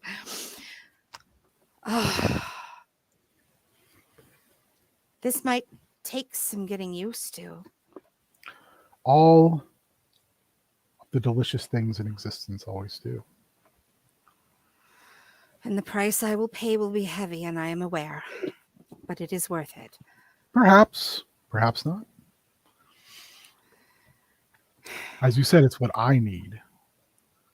So it depends on what I need and when I need it. All right. That said, I need to ensure that this one means no harm and is not creating a larger issue for me. You see, I'm trying to find Norhand. There are not only people who are worried about her, but there are creatures who have fallen under my care. I am concerned for them. I wish to see them returned to her, and for her to understand the impact of what has taken place. She does not think of the way that her actions impact others. That is troubling to me. The captain is a complicated individual. Ask your questions. Run till that will speak true. Should he not, he'll burn. That seems excessive. All right. Let's see. Where to start?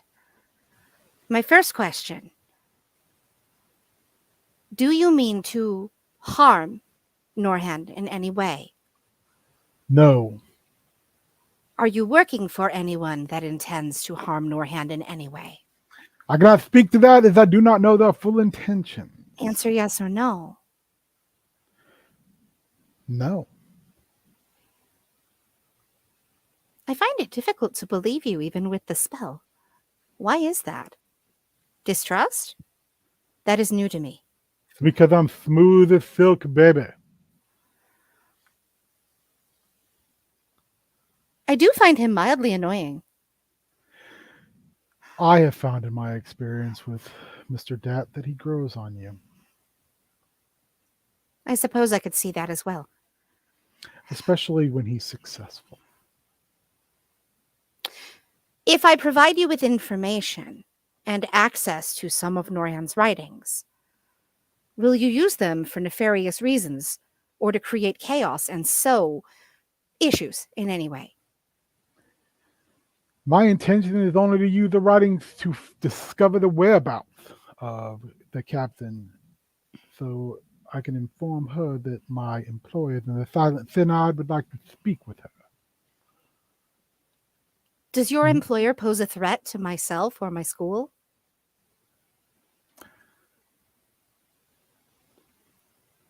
My employers, they are a threat to everyone. That's why they're in business. And yet, you expect me to trust you. Because my intention is not to harm anyone. Better it come from me than from some other person that they employ. However, if you are in the employ of someone who does have intention to create and sow harm, that is of a concern to me. That's why I came to you, so you could be involved in the process and oversee things. I have no investment beyond coin in what the Synod does.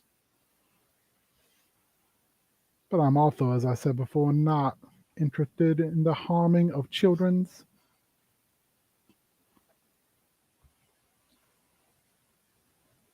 And I know better than to lie in front of the witch Count's Viscount. If we find Norhand, does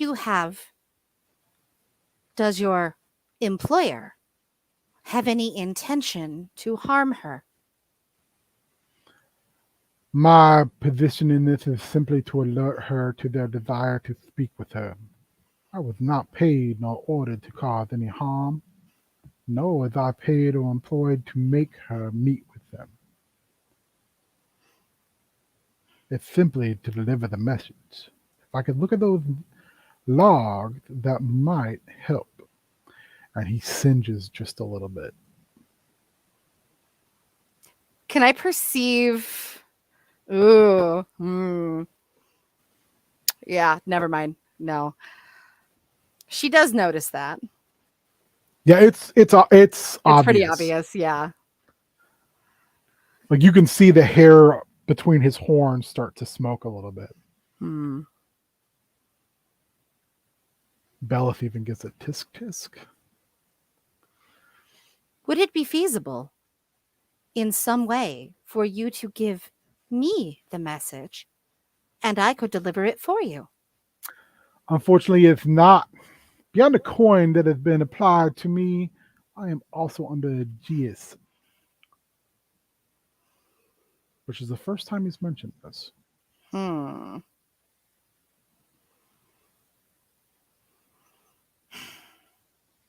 I find myself extraordinarily distrustful of the individual that has hired you.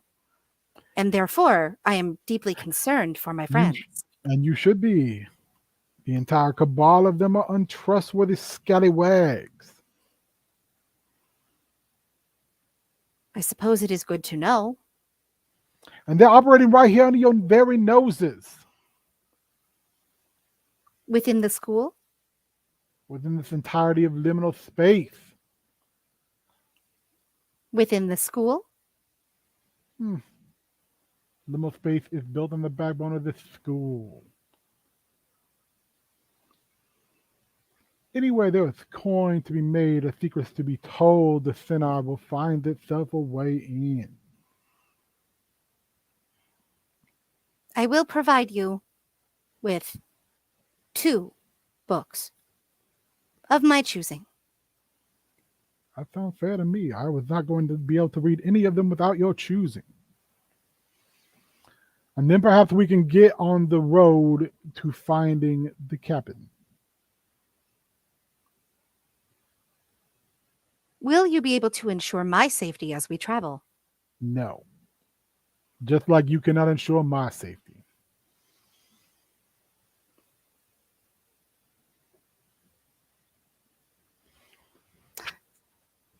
Can you ensure my safety from you? Yes. Can you ensure my safety from the person who has paid you? The silent synod I cannot. And nor can I interfere with their dealings due to the Aegeus placed upon me. Understandable. If I were to provide you with coin, could you keep me abreast of situations that could impose danger?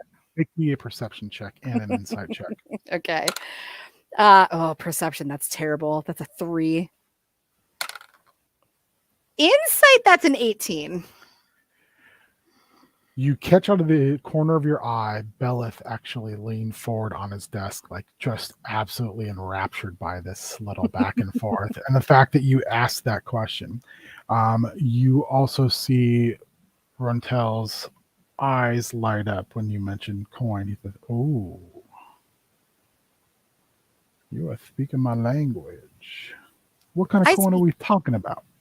I actually speak 3 different languages. Tremendous. I would have to consider the coin, consider the offer. It was more in hypothetical. I was wondering if you were available for hire. Hypothetical, do not put food on the plate. I am always for hire. That is good to know.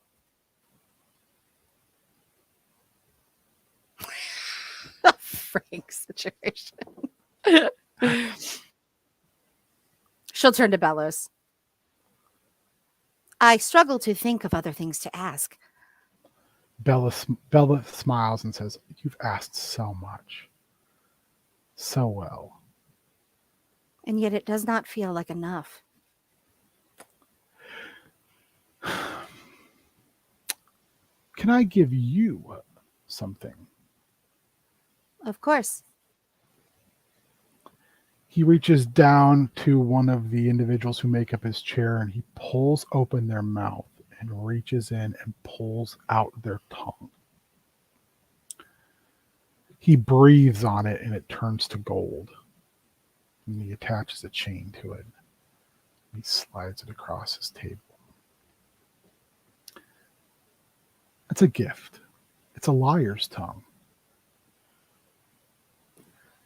If you're holding that, and our friend, and he smiles really big at Runtel, decides he would like to spin a yarn, you'll know. And he wasn't going to be using it anyway. She kind of hesitates for a moment and then reaches out to take it. Thank you. I hope I do not need to find this useful, but I assume that I will. Should you want to use it on others, you'll need to be in their proximity for some time and hear them both tell a truth and a lie. Otherwise, the tongue can't discern the difference. I could see how that would be painful discovery. Mortals are complicated. They lie for all sorts of reasons. Some of them good. Or what passes for good. Frankly, I'm probably not the right person to ask to make that sort of judgment. That is fair. You know, Savannah, I know you have a full class schedule, but I do need a TA. So how about you see through what you're doing now? I have no doubt you'll find the captain. It's not in your nature to fail. Once you've done that, feel free to come back. And I would be more than happy for us to continue to see your evolution together. That is very much appreciated. Thank you. My pleasure. Like I said, I always have time for students, and ones with such potential, I will carve out time. I shall. I should pack.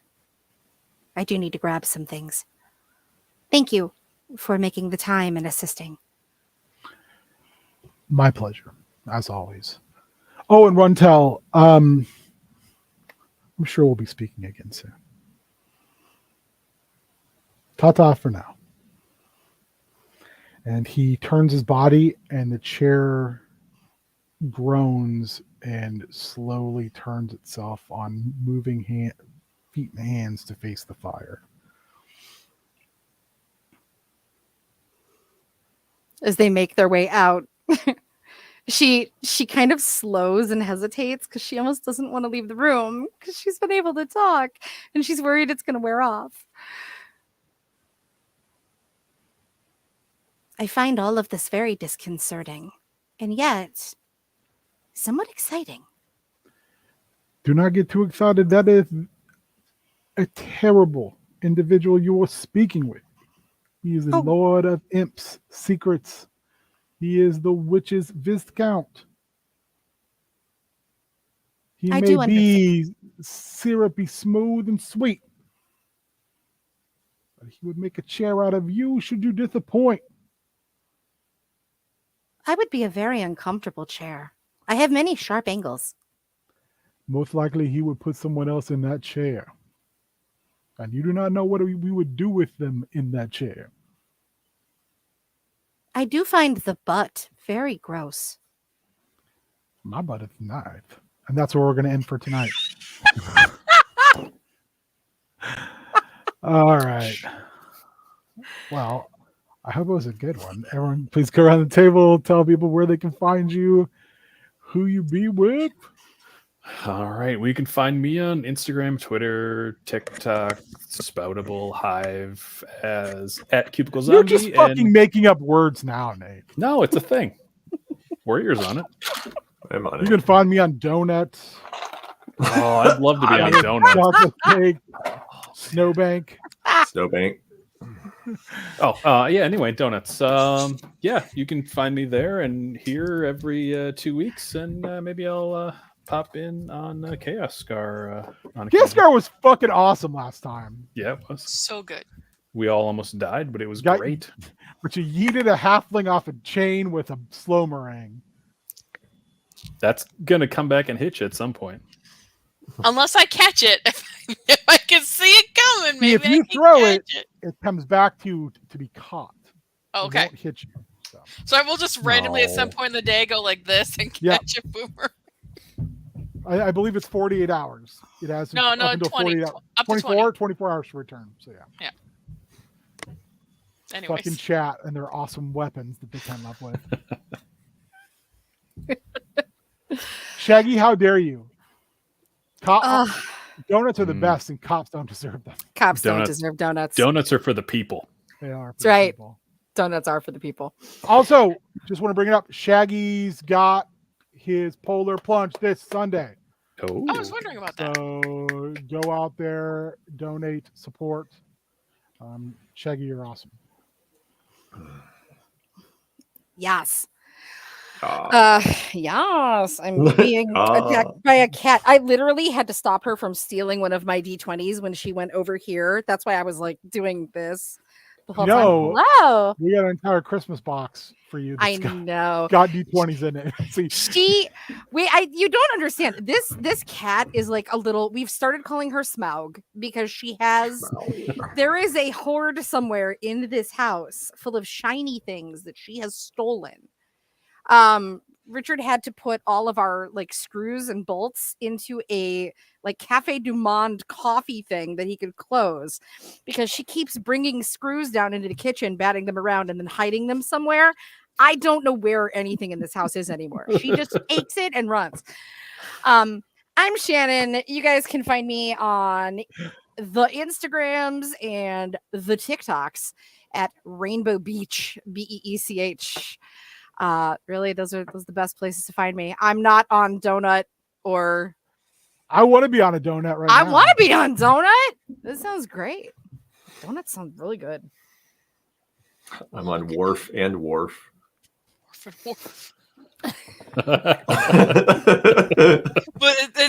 it's the WARF and WWORF, right? That's Wharf. Okay, just making sure. Woof. Earth is a gay hookup. Is it really? Or are you making it up? Because I feel like I wanted to learn something. it is now. I'm probably making that up, but I might not be. You don't know. I don't know if that's something I want to Google or not. I mean, I'll take one for the team. Okay. That's Earth's slogan. Wait, no. The best way to figure it out is to put Wharf Urban Dictionary. Ooh. Oh, we are going to learn something, hopefully. Oh, it is when you notice that some small aspect of reality has suddenly changed from what you thought it was. Oh, geez. Oh wow, that was like I'm So we warping did that- all we the did- time. So learning there's you're in the also- Matrix? that's like Kosana's whole journey this Yeah. episode. Do Like, not, Mighty do Warpin' not, Ranger. however, she's just do like not, "Roof." however, don't Urban Dictionary Dirty Wharf. That's all I'm gonna say. Oh, 'cause- jeez. Oh Yeah. boy. I mean, to be fair, don't Urban Dictionary most things. Yeah, Most it- things. that's like Urban Dictionary, a rusty venture. Don't nothing with the honestly nothing with the word rusty in it. No, that's all I bet. Wow, to change the subject, I'm Cassandra. You can't find me anywhere, but here every 2 weeks. Occasionally on Chaos Scar. I'm the one who threw the slow meringue, so real excited for it to come back one day. Summer Queen. And I can attest, Ben, yes, your butt is quite fine, so.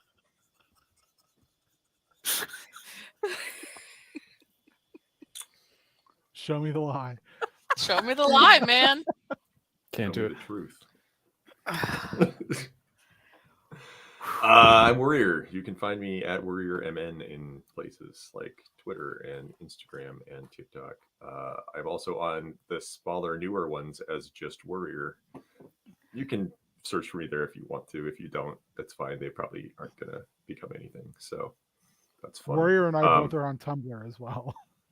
I am on Tumblr, but I stopped because like all of my notifications are just like spam bots following me. And I'm like, I can't anymore. I have 3 separate Tumblrs, and they're just all constantly spammed. I have my heel turn one, I have a Gnome World one, and then I have my regular Workator one. Yeah. So. Yeah, you can find me here, and that's it. So back to you, King. Remember the ball pit. Wait, can I clarify? Are you just warrior, one word, or just and then warrior's your name? I'm warrior. I'm at warrior on the newer ones because no one took it yet. Okay. Turn setting. Part of me like heard just warrior, and I was like, wait, the full name? Because that could be cool too. No, I wouldn't. I wouldn't Okay. do that. Also, I mainly use Tumblr to find hog references for warrior.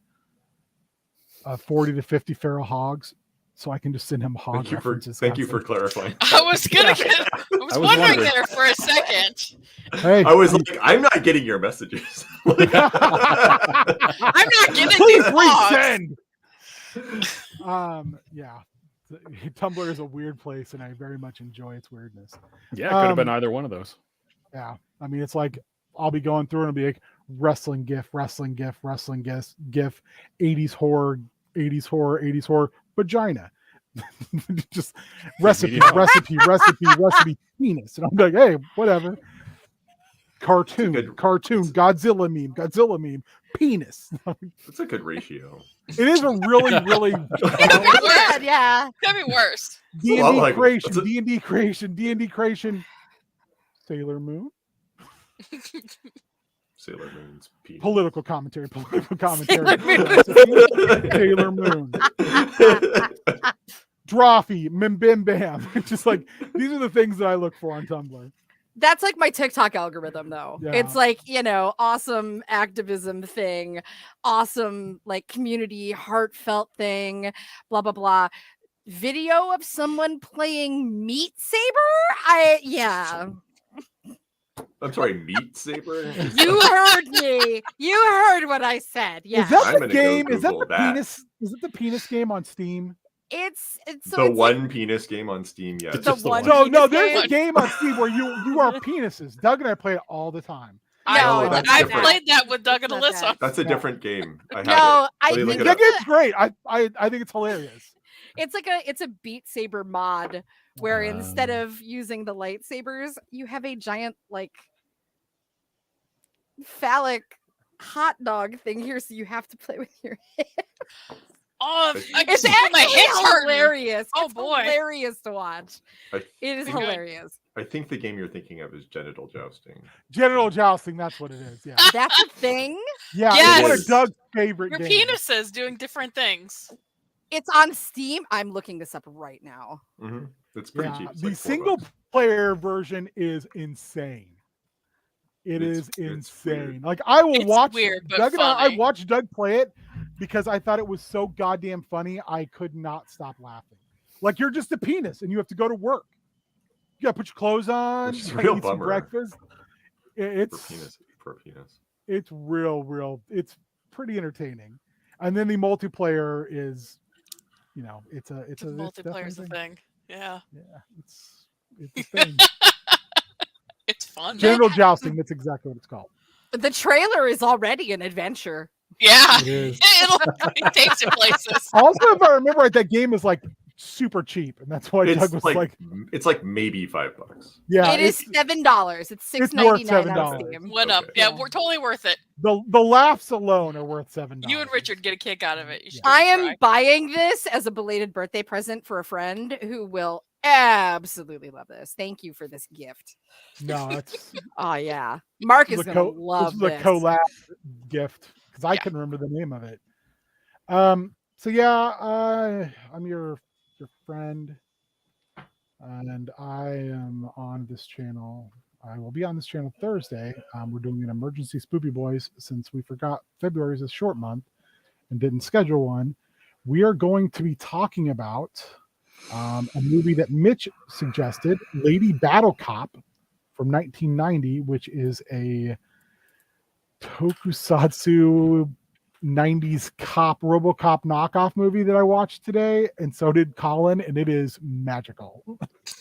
It is so fucking over the top wonderful.